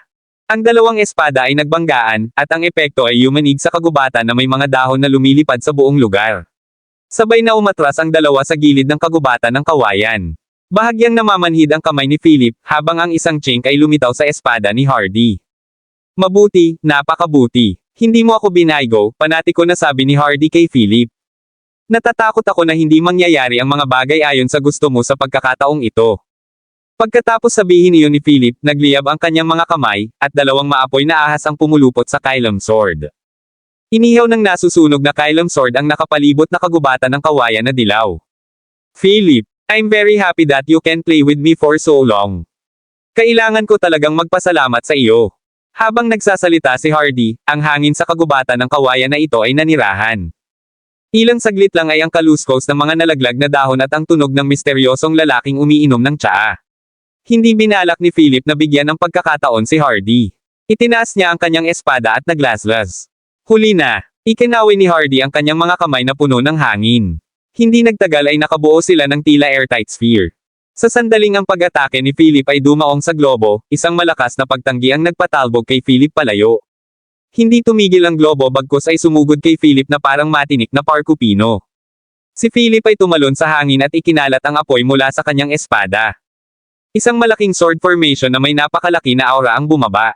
Halos 100 Green Peak Sword Shadow ang sumayaw pabalik-balik sa loob ng formation habang mabilis na umiikot ang formation. Naramdaman ng napakalakas na layunin ng espada, sa wakas ay hindi napigilan ng misteryosong lalaki ang sarili na tumayo. Sa ilalim ng patuloy na pag-atake ng Green Peak Sword Formation, ang mga galaw ni Hardy ay nagsimulang magpakita ng mga bahid ng sunod-sunod. Hindi nagtagal, hindi na nakatiis si Hardy at tumigil, itinaas ang kanyang espada para lumaban. Sa oras na ito, nawala ang kanyang dating malamig at mabagsik na kilos. Puno ng sugat ang mga kamay niya. Hindi niya akalain na haantong sa ganito bago mapahamak ang isang buhok sa ulo ni Philip. Umungol si Hardy, puputukin kita. Sa isang iglap, kumikinang ng maliwanag ang imprint ng sinaunang Dragon Royal Family sa likod ni Hardy. Lumitaw ang mga berdeng kaliski sa kanyang katawan, pinalitan ng mga patayong pupil ang kanyang normal na mga pupil, at ang balat sa kanyang mga daliri ay naging dilaw na kuko. Gayunpaman, ang proseso ng pagbabagong ito ay tila napakasakit. Lihim na ikinatuwa ni Philip na hindi gaanong nakakagulo ang kanyang pagbabagong kay Mira. Nang muling inatake ng Green Sword Energy sa Green Peak Sword Formation si Hardy, nagdulot lamang ito ng ilang mga tunog ng pagklink at nag-iwan ng mga puting marka sa kanyang katawan. Nang makitang hindi na epektibo ang pag-atake ngayon, hindi na kailangang ipagpatuloy ni Philip ang paggamit nito dahil uubusin nito ang kanyang enerhiya. Ikinumpas niya ang kanyang kamay upang iwaksi ang pagbuo ng espada, naghihintay at nanunood. Ito ang sinaunang Dragon Royal Family. Si Hardy, na natapos na ang kanyang pagbabago, ay nagtaas ng kanyang ulo at umungol kay Philip. Mukhang hindi ganoon kadali ang bloodline mo, panunuyan ni Philip nang makitang limitado lamang sa kaliskis at mata ang pagbabago kay Hardy. Balatan kitang buhay at babaliin ang bawat buto sa iyong katawan. Pagkatapos ng pagbabago, si Hardy ay naging mas bugnutin. Ang kanyang animal instinct ay pinakawalan. Tingnan natin kung ang iyong mga kaliskis ay sapat na matigas. Kinuha ni Philip si Kylum Sword at nilaslas ang tuktok ng bungo ni Hardy. Kabanata 3342. Itinaas ni Hardy ang kanyang mga kamay upang harangan ang nakakatakot na pag-atake ng espada. Bagamat nahuli niya ang espada, naputol ang palad niya ng mahigit 3 pulgada ang lalim na may bumulwak na dugo. Halika rito. Mahigpit na hinawakan ni Hardy ang talon gamit ang isang kamay habang hawak ang leeg ni Philip gamit ang isa. Hindi papayag si Philip na mahawakan ng sino man ang kanyang vitals ng ganoon kadali. Isang halijing lupa ang bumangon upang harangin ang matatalas na kuko ni Hardy habang ginamit niya ang kanyang espada upang putulin ang 4 na daliri sa kaliwang kamay ni Hardy. Gayunpaman, marahil dahil sa sinaunang linya ng dugo ng dragon, si Hardy ay tila hindi nasaktan. Tumawa lang siya at sinabing, tingnan natin kung ilang beses ka makakatakas. Ang kakayahan sa pagpapagaling ng sinaunang linya ng dugo ng dragon ay napakalakas. Kinuha ni Hardy ang naputol niyang mga daliri at idiniin sa kanyang mga sugat. Sa loob lamang ng ilang segundo, ang mga naputol na seksyon ay tumigil sa pagdurugo. Isang dagindong ng dragon ang narinig mula sa bibig ni Hardy, at ang langit ay biglang natakpan ng maitim na ulap, hudyat na darating ang bagyo. Hindi inaasahan ni Philip na ang maruming sinaunang dragon na bloodline ni Hardy ay makakatawag din ng hangin at ulan. Kulog at kidlat, at isang kulog ang tumama kay Philip. Mabilis na umiwas si Philip, at tumama ang kulog sa lupa at sumabog ang isang malaking bunganga. Wala nang oras na masayang. Habang dumarami ang kidlat, ang Chimera imprint sa noo ni Philip ay kumikinang na pula. Nang makita ito, natigilan si Hardy sa kinatatayuan, umiling, at tinanong si Philip, hindi ka ba mula sa maharlikang pamilya ng White Marsh? Bakit mayroon kang imprint ng Chimera Royal Family? Hindi ko sinabi na ako ay mula sa maharlikang pamilya ng White Marsh. Habang nagsasalita siya, nasusunog sa apoy ang katawan ni Philip, na unti-unting naging Chimera. Ang mga patak ng ulan ay sumangga bago sila makalapit kay Philip. Isang kulog ang tumama sa ulo ng nasusunog na Chimera na lalaki ngunit bahagyang ikiling lamang nito ang kanyang ulo. Sa di kalayuan ay binuksan ng misteryosong lalaki ang kanyang payong at sarap-sarap na pinagmamasdan ang tunggalian. Nanlamig ang mga mata ni Hardy, at nagngangalit ang kanyang mga ngipin. Kung ganoon, ito ang higit na dahilan kung bakit hindi ka maaaring manatiling buhay. Mukhang hindi mo pa rin naiintindihan ang kasalukuyang sitwasyon, mahinang sabi ni Philip. Sa sinabi nito, sumugod si Philip na parang bola ng kanyan. Walang oras para umiwas si Hardy at hinayaan na lamang niyang suntukin ni Philip ang kanyang dibdib.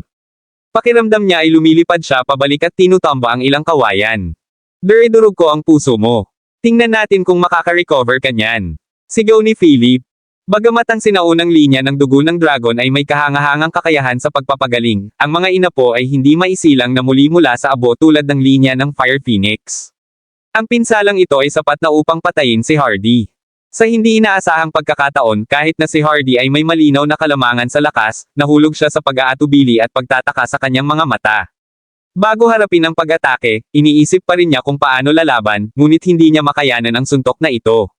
Si Philip sa kanyang Chimera humanoid na anyo ay walang ganoong kalakas na kapangyarihan sa pag-atake, ngunit sinubukan niyang ilagay ang ilang layunin ng espada sa kanyang kamao upang ito ay maging isang hindi malamang na layunin ng kamao. Nagkalat ang apoy sa katawan ni Philip, at lumitaw ang mga sintomas na katulad noong huling pagkakataon. Matapos ang bahagyang pagkahilo, nanatili pa rin siyang nakatayo. Ang pagkonsumo sa oras na ito ay hindi kasing dami ng dati, kaya't ang pagkahapo ay hindi magiging kasing matindi gaya ng huling pagkakataon. Nang mamatay si Hardy, unti-unting naglaho ang madilim na ulap sa kalangitan. Ang misteryosong lalaki sa di kalayuan ay lumakad sa kagubatan ng kawayan, at ang bawat hakbang niya ay tila puno ng layunin ng espada. Sa kagubatan ng kawayan, hindi maaninag ni Philip ang kanyang mukha noong una, ngunit ngayong nakalapit na siya ay kitang-kita na siya ni Philip. Ang misteryosong lalaking ito ay walang pinagkaiba sa isang ordinaryong matandang lalaki maliban sa kanyang balbas at kilay. Halos umabot na sa tiyan ang kanyang mahabang abo na balbas, at ang kanyang mga kilay ay parang mga espadang pilak. Nakasuot siya ng mahabang damit na nagpapakita ng kanyang manipis na anyo nang umihip ang hangin. Yumuko si Philip at magalang na sinabi, "Pagbati, Ginoo. Ang pangalan ko ay Philip Clark." Kabanata 3343. Nakikita ko na mayroon kang isang tiyak na antas ng tagumpay sa pagsasanay ng espada. I have a sword technique, and I wonder if you would be interested to learn it, nakangiting tanong ng matanda. Pakiusap, bigyan mo ako ng iyong gabay, Ginoo. Yumuko si Philip at sinabing. Pumunta tayo sa ibang lugar, pumikit ang matanda at sinabi. Nagiba ang tanawin sa kanilang dalawa na parang umiikot na ilaw at tuluyang huminto sa tabi ng isang maliit na gazebo na bato na may ilang matitibay na kawayan na tumutubo sa mga gilid. Dinala ng matandang lalaki si Philip sa gazebo at sinabing, nakikita ko na ang iyong paglalaro ng espada ay medyo bukas at hindi mapigil, ngunit may bakas ng hindi mahahalata na pagkapinaw sa loob nito. Bagamat hindi napigilan, lahat ng iyong galaw ay totoo sa iyong puso. Ang aking swordplay ay tinatawag na birthright swordplay, na nilikha noong naglakbay ako sa mundo noong kabataan ko at naranasan ang lahat ng antas ng buhay. Ang sword technique na ito ay maaari lamang makabisado ng isang taong may malawak na pag-iisip. Siguradong mababaliw ang isang makikitid na pag-iisip na natututo sa pamamaraang ito. Pagkatapos nito, inilagay ng matanda ang kanyang kamay sa tuktok ng ulo ni Philip at ibinahagi sa kanya ang sword technique sa pag-iisip. Biglang lumitaw sa isip ni Philip ang imahe ng taong may hawak na espada. Gaya ng iminungkahing pangalan, ang larong espada ay bukas at tuwiran ng walang bahid ng kawalan ng katiyakan. Ang sword technique na ito ay nahahati sa 5 bahagi, ang Moon Harvest Sword, Mountain Splitting Sword, Sun Piercing Sword, Sultry Sword, at Emotional Sword. Kung sanayin mo ang pamamaraan sa pagiging perpekto, maaari mo pang hatiin ang mga bundok. Pagkatapos noon, ikinwento ng matanda kay Philip ang mga karanasan niya noong bata pa siya na parang malungkot na matanda. Si Philip ay may ilang mga hula tungkol sa kanyang pagkakakilanlan, ngunit pagkatapos ng maraming taon, ang natitira ay dapat na isang maliit na piraso lamang ng kanyang kaluluwa. Gabi na. Oras na para pabulayken ka. Nang ipikit na ng matanda ang kanyang mga mata at mawala, pinigilan ni Philip ang matanda at tinanong, "Sir, hindi ko pa alam ang pangalan mo." "Matagal ko nang nakalimutan ang aking pangalan, ngunit tinatawag ako ng iba na Bamboo Swordsman." Ang matanda ay may payat na espadang kawayan na nakasabit sa kanyang baywang. Pagkasabi noon ay nawala ang matanda sa buga ng puting usok. Nagbago na naman ang eksena sa paligid ni Philip.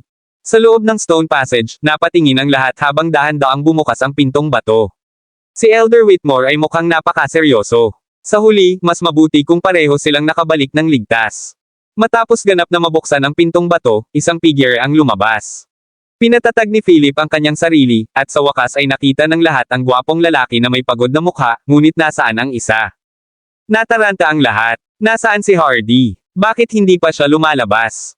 May ulong, hindi siya maaaring namatay sa loob, tama.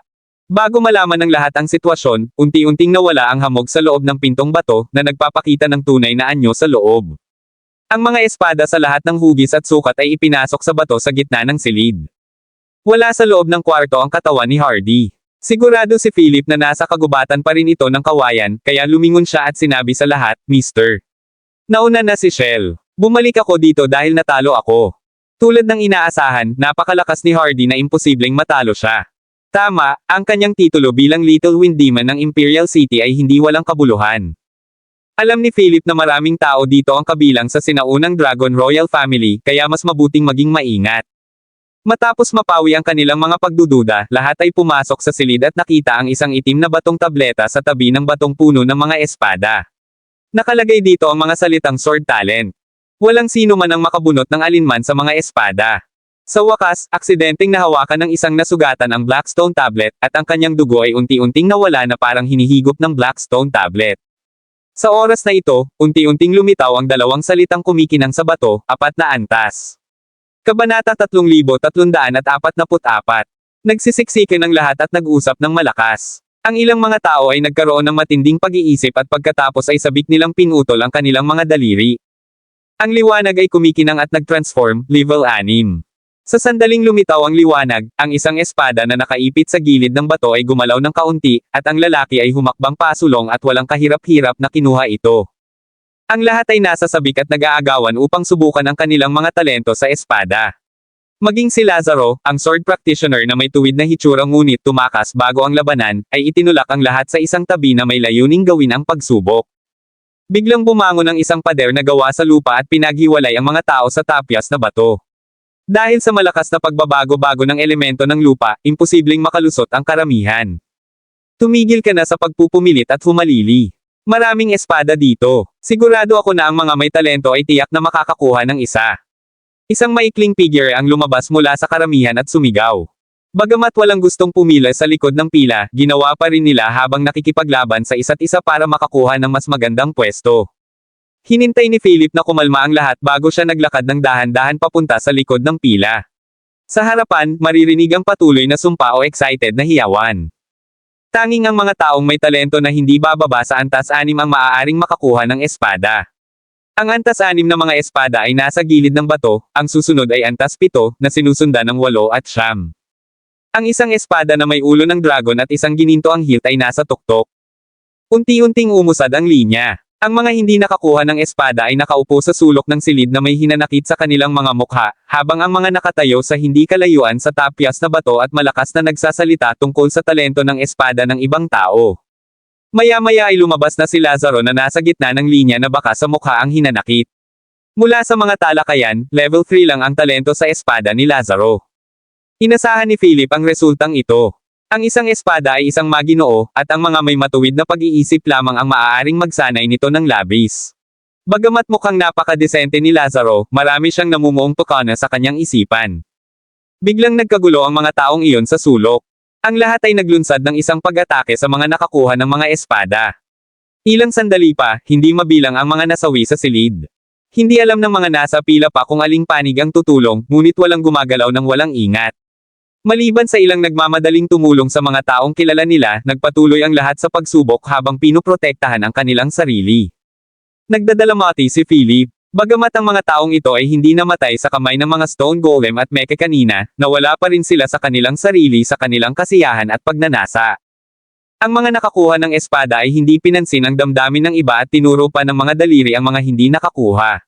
Sa halip na magmuni-muni, ang mga hindi nakakuha ng espada ay naglabas ng sama ng loob sa iba. Ang sword style na ngayon lang niya natutunan ay biglang pumasok sa isip niya, ang emotional sword. Pinulot ni Philip ang kanyang espada at nilaslas ang mga taong nag-aaway pa rin. Walang nahawakan ng espada ngunit tila may naputol. Unti-unting kumalma ang mga kanina pa nagkakagulo, at napaatras si Philip. Ang iba ay wala na sa kanya. Bagamat nagpatuloy ang laban, isang grupo ng mga tao ang dahan-daang humiwalay sa karamihan. Iilan lamang ang nakaagaw ng espada. Ang mga taong ito ay nakasuot ng uniforme ng White Marsh Royal Family, at sila rin ang nag-udyok sa mga taong iyon na magnakaw ng mga espada mula sa iba. Matapos gamitin bilang cannon fodder, ang target ay lumipat saglit, at sinalakay ng sinaunang Dragon Faction ang White Marsh Faction. Napaatras ng maluwag si Philip. Ayaw niyang makisali sa alinmang maharlikang pamilya sa ngayon. Ang laban ay unti-unting namamatay. Ang pangkat ng White Marsh ay may maliit na bilang ng mga tao, at karamihan sa kanila ay napapaligiran at pinunasan ng sinaunang paksayo ng dragon. Ang ilang natitirang mga tao ay dinasarmahan at nahulog sa lupa. Kabanata 3345. Iminungkahi ng Short Earth Elemental Practitioner na patayin silang lahat. Bagamat malupit, walang nagtaas ng anumang halatang pagtutol. Pagkatapos ng ilang putok ng baril, mas marami pang mga napinsalang kaluluwa ang idinagdag sa libingan ng espada na ito. Sa wakas ay narating na ni Philip ang dulo ng linya. Pumutak siya ng isang patak ng dugo at itinapat sa batong tapyas. Ang mga salita sa stone tablet ay patuloy na nagbabago-bago tuluyang manatili sa level 10. Ang espada sa tuktok ng bato ay lumipad at dumapo mismo sa mga kamay ni Philip. Bagamat maliit ang kaguluhan, napansin pa rin ng ilang matulungin na tao. Bulalas ng isang tao nang makita nila ito, at sa ilang sandali, lahat ng nakatutok sa mga nasugatan ay napatingin sa bata ngunit makapangyarihan at gwapong lalaki na ito. Ang mga babae ay commendat kay Philip, habang ang mga lalaki ay nagnanais na sila ay si Philip. Para naman kay Philip, hinawakan niya ang espada at inisip kung hindi ma-assess ng stone tablet ang level 11. Kung alam ng iba kung ano ang iniisip niya, malamang ay purihin nila ang kanyang pagmamayabang. Sinabi ni Philip sa lahat, salamat sa inyong pagmamalasakit. Mapagpakumbaba kung tatanggapin ang gantimpala na ito. Nang makitang magalang si Philip, binati ng lahat si Philip sa pagkuha ng espada. Nang bumalik si Philip sa koponan ng Montana Alliance, nakatanggap siya ng panibagong pagpapala at pagbati.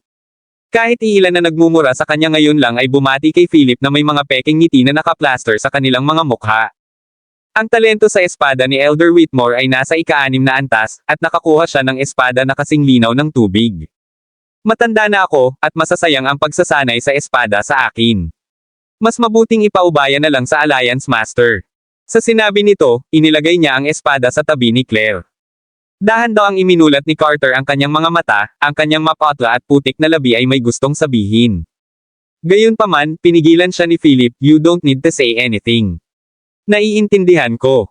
Halos naintindihan ni Philip ang gusto niyang sabihin. Gusto niyang malaman kung nasaan si Claire at kung ano ang lagay nito. Hayaan mo akong tulungan ka. Kumuha si Philip ng kaunting tuyong dugo mula sa sugat ni Carter at dahan-daang naglakad papunta sa stone tablet. Isang patak ng tubig ang nabuo sa mga daliri ni Philip upang matuno ang langib ng dugo, pagkatapos ay hinawakan niya ang tabletang bato. Huminto ang mga salita sa stone tablet sa ika-8 antas. Philip glanced sa matamlay Carter at shook kanyang ulo na may isang ngiti. Your sword? Ibinigay ni Philip kay Carter ang espadang nakuha niya mula sa bato. Napangiti ng mahina si Carter at hinawakan ng mahigpit ang espada sa kamay. Inilipat ni Elder Whitmore ang stretcher ni Claire sa gilid ni Carter, at maikli din niyang sinabi kay Carter ang nangyari. Nang marinig ni Carter ang tungkol sa biglaang pagsabog ni Claire, tumingin siya sa gilid ng kanyang childhood sweetheart na palaging nagpapahirap sa kanya at lumuluha. Dapat lang kayong magpakasal dito, walang magawang sabi ni Philip. Halos nakalimutan na kita. Tinusok ni Philip ang dulo ng daliri ni Claire para makakuha ng patak ng dugo at muling naglakad patungo sa stone tablet. Level 10. Nagulat si Philip sa resulta, ngunit wala ng mga espada ng ganoong antas sa bato. Biglang sumabog ang stone tablet, at may isa pang silver sword na nakatago sa loob ng stone tablet. Hindi lumipad ang espada sa may-ari nito bagkus ay tahimik lang na nakahiga doon, naghihintay na may mag-aalis. Nagtatakang sinabi ni Philip, kung kami ni Claire ang unang kumuha ng pagsusulit, mabubugbog kaya kami ng mga tao sa likuran hanggang mamatay. Nang alisin ni Philip ang espada, aksidente niyang nahawakan ang bato sa gitna. Ang hindi masisira na bato ay naging pulbos, at ang natitirang mga espada ay nakakalat sa buong lupa. Sa ilalim ng batong ito ay may hagdanan patungo sa kalaliman. Kabanata 3346. Ang mga espadang nakakalat sa buong lupa ay inalis ng mga hindi nakakuha noon. Kahit na ang mga may ilang mga talento ay nakaramdam ng sama ng loob nang makita ito, walang nagsabi ng anuman. Ang hagdanang ito ay tila walang dingding o reha sa magkabilang gilid. May ilang matatapang na tao ang humakbang upang tuklasin ng kaunti at natagpuan lamang ang isang hubad na hagdanan. Ano ang dapat nilang gawin? Hindi nila makita ang ilalim ng hagdanan. Kung hindi sinasadyang mahulog, maaari silang maging isang tumpok ng mincemeat. Inilabas ni Philip ang fluorescent stick na natanggap nila kanina at inihagis ito pababa.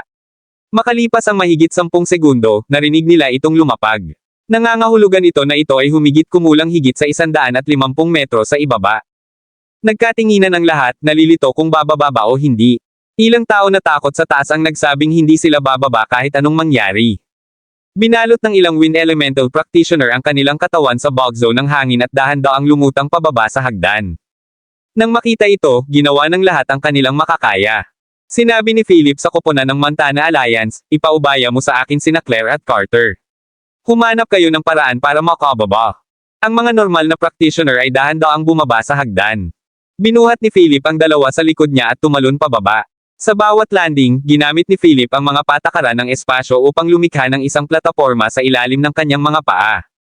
Sinubukan ng mga nakarating sa ibaba na gumamit ng fluorescent sticks upang maipaliwanag ang lugar, ngunit tila hinihigop ang liwanag sa sandaling lumitaw ito kahit ilang beses nilang subukan.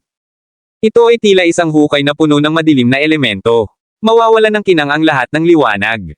Tanging hagdanan patungo sa taas ang nakikita ng lahat at mula rito ang mga bagay sa ibabaw nito.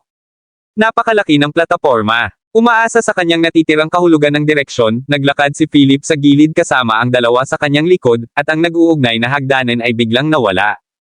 Ni isang sinag ng liwanag ay hindi makakapasok, at ang mga tao sa likod ni Philip ay sumigaw, sinusubukang iwaksi ang takot na dulot ng kadiliman. Unti-unting nilalamon ng dilim ang lahat ng tunog. Parang walang laman. Hindi man lang naramdaman ni Philip ang pagkakaroon ng dalawa sa kanyang likuran.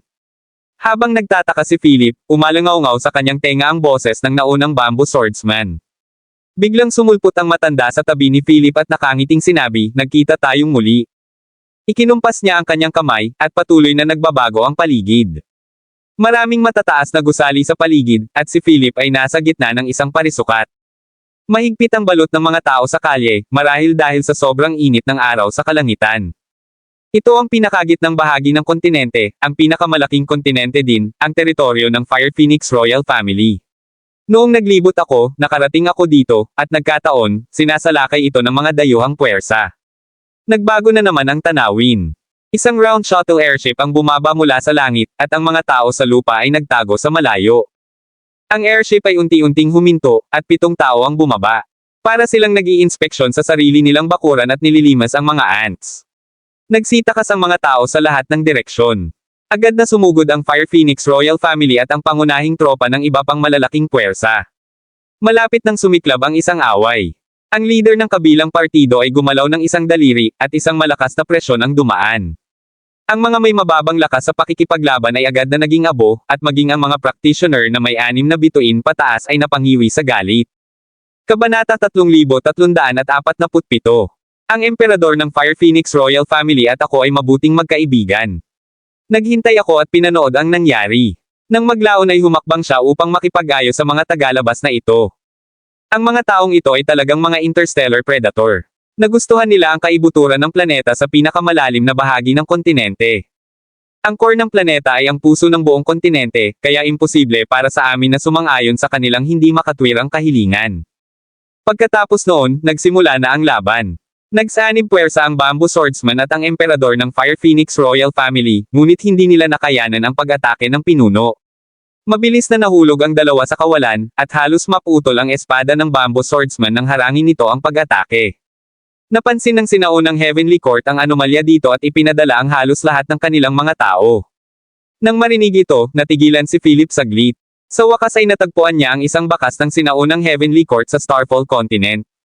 Humigit kumulang isang dosenang Holy Tier powerhouse ng sinaunang Heavenly Court ang dumating sa pinangyarihan.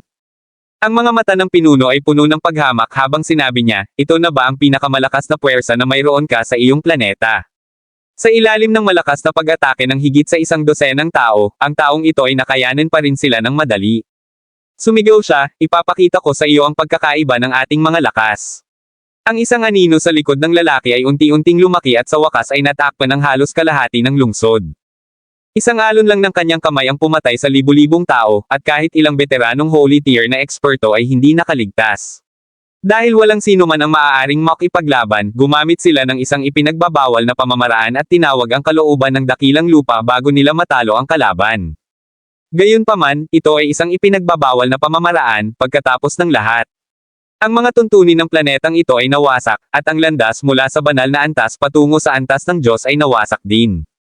Malubhang nasugatan ako sa labanang iyon, at dahil sa edad ko, hindi na ako tuluyang makabangon mula rito.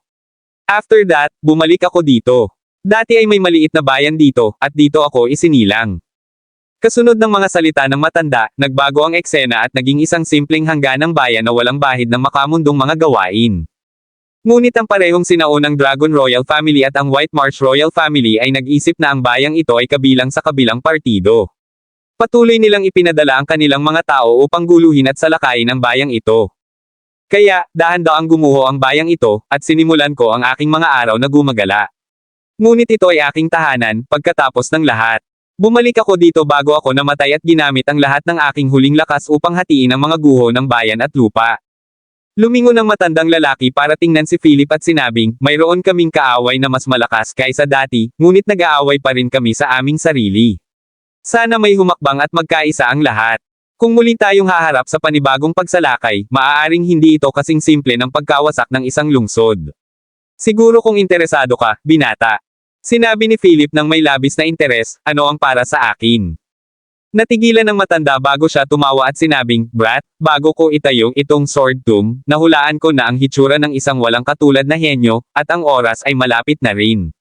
Bagamat hindi ko matiyak kung sino ito, nagustuhan ko ang ilang tao pagkatapos ng serye ng mga pagsubok na ito. Pinaikit ng matandang lalaki ang kanyang mga mata, sinundot si Philip sa dibdib, at sinabing, karangalan mo na nakuha ang atensyon ng Bamboo Swordsman, bata. Pagkatapos noon, tumalikod siya, naglakad pasulong na nakataas ang ulo, at sinabing, wala akong kahit ano para sa iyo. Sa tingin ko ang iyong mga kakayahan ay tila magkasalungat ngunit magkakasamang nabubuhay ng maayos. Wala akong ibang maibibigay sa iyo kundi ang tulungan kang pagbutihin pa ang iyong pagsasanay, novel drama. Ang mga anino sa paligid ay naging mga bituin at sumanib sa katawan ni Philip.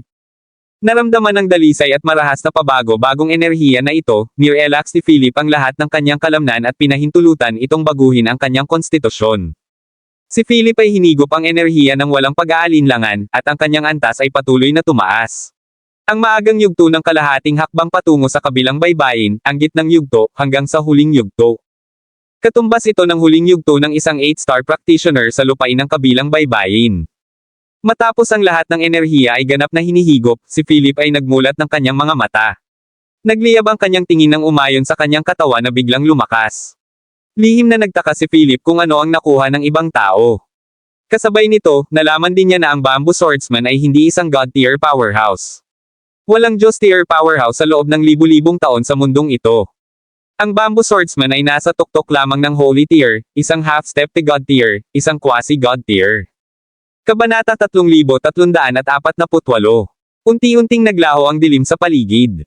Ang mga taong bumaba ngayon ay payapang natutulog sa lupa, at sa wakas ay nakita ni Philip kung ano talaga ang hitsura ng lugar na ito.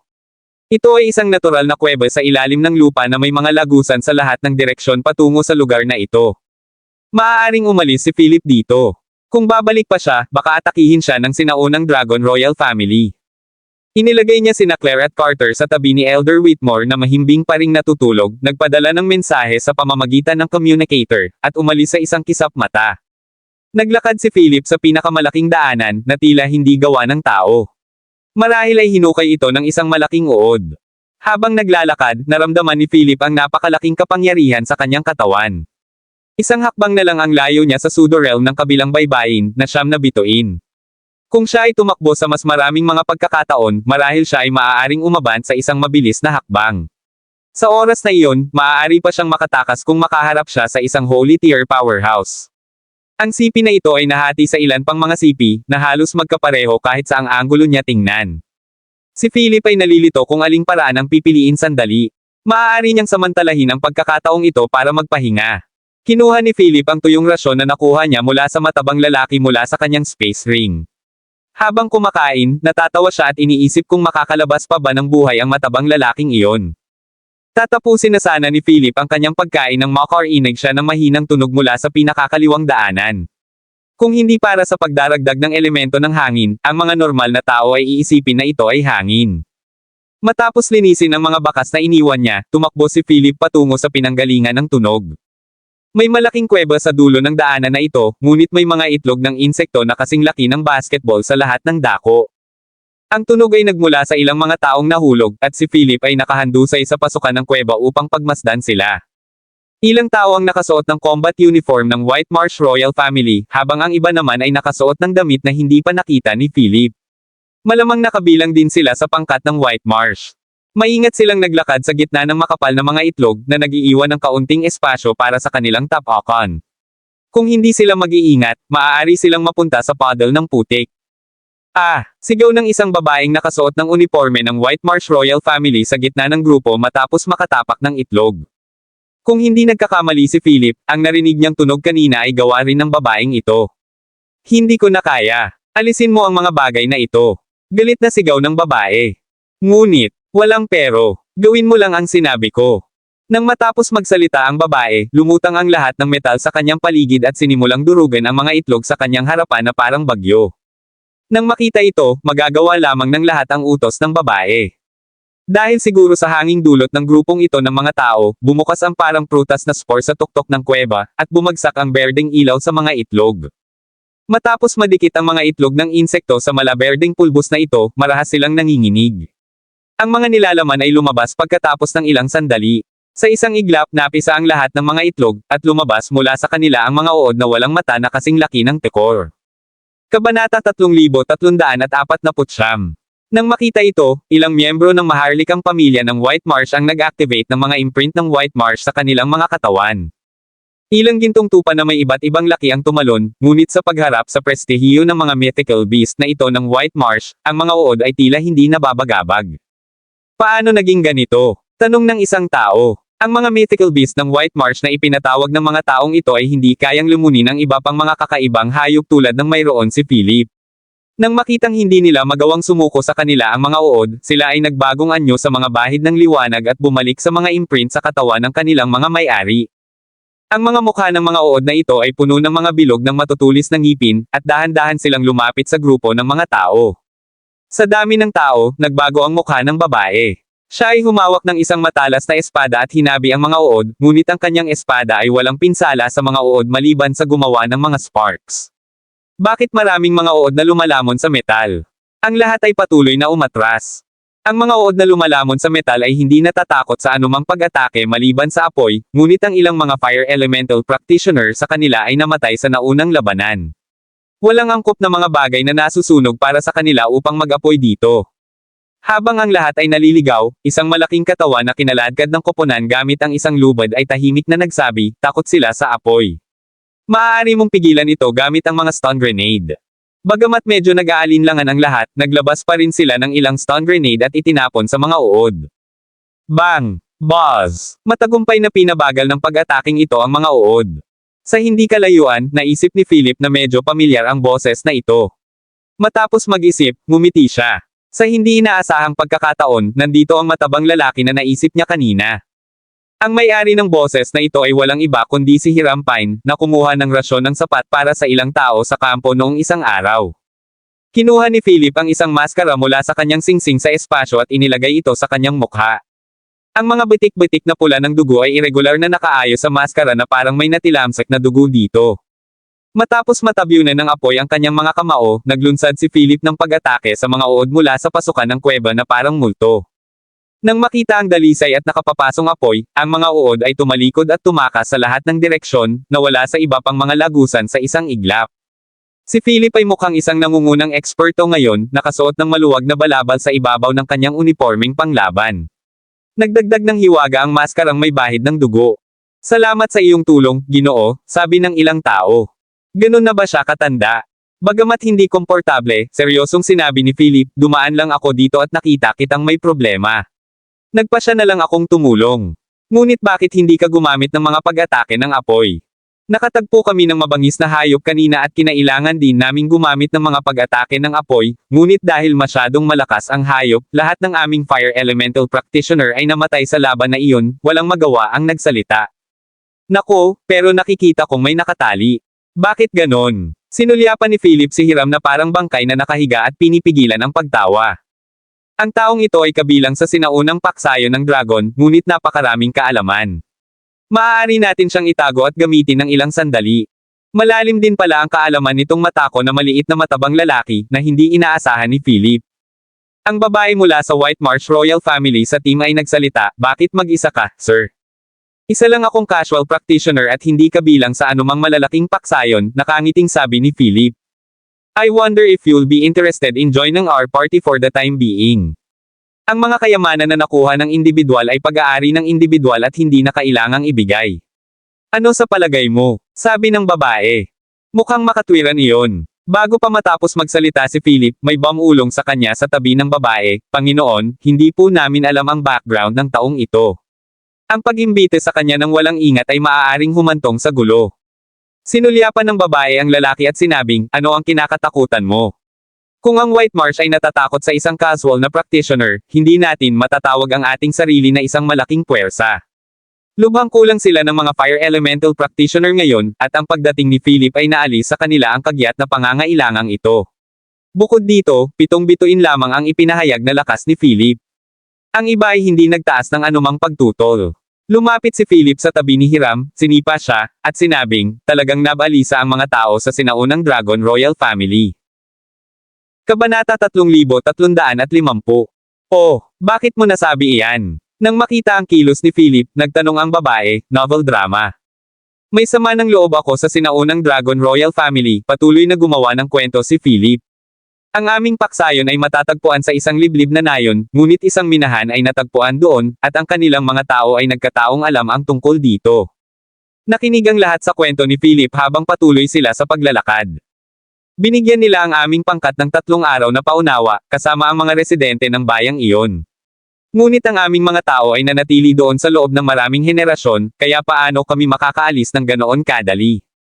Kinagat ni Philip ang kanyang mga ngipin at sinabing, nagsagawa sila ng karahasan nang hindi namin sinunod ang kanilang utos, at maging ang aming mayor na humihingi ng awa ay pinatay para gawing halimbawa. Nasira ang pangkat namin dahil doon. Pagkatapos niyang magsalita, itinaas ni Philip ang kanyang paa at sinipa si Hiram, na nagmamadaling sumabay. Si Hiram ay hindi kailanman nakaranas ng ganitong collateral na pinsala bago. Ang taong ito na biglang sumulpot ay patuloy na nagpapahirap sa kanya. Malungkot na sinabi ni Hiram, mahal kong Ginoo, ang sinaunang Dragon Royal Family ang gumawa niyan. Wala itong kinalaman sa mga ordinaryong mamamayang tulad natin. Nang makita ang pagpupumilit ni Philip, ilang miyembro ng maharlikang pamilya ng White Marsh ang hinaila si Hiram sa gilid. Lumingon ang babae kay Philip at sinabing, ang maharlikang pamilya ng White Marsh ay palaging mabait sa iba. Maaari kang manatili sa aming teritoryo sa hinaharap. Salamat sa iyong kabaitan, miss. Pinahahalagahan ko ito, sabi ni Philip.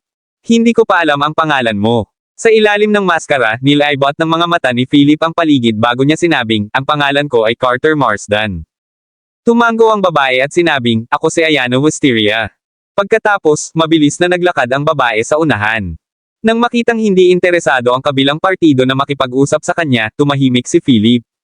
Sa pangunguna ni Ayana, ang grupong ito ay pumili ng isang daanan at nagpatuloy. May nadatnan silang ilang silid na bato sa daan, ngunit tila may ibang naunang nakarating doon, at ang mga laman sa loob ay kinuha na. Dahil sa malakas na electromagnetic interference, ang tanging function ng communicator sa ipinagbabawal na lupaing ito ay ipakita ang oras. Nakahanap sila ng isang tuyo at medyo malinis na silid na bato at nagpasya na doon magkampo. Hindi sinasadyang nilapitan ni Philip si Hiram, na nagpagulo sa gutom.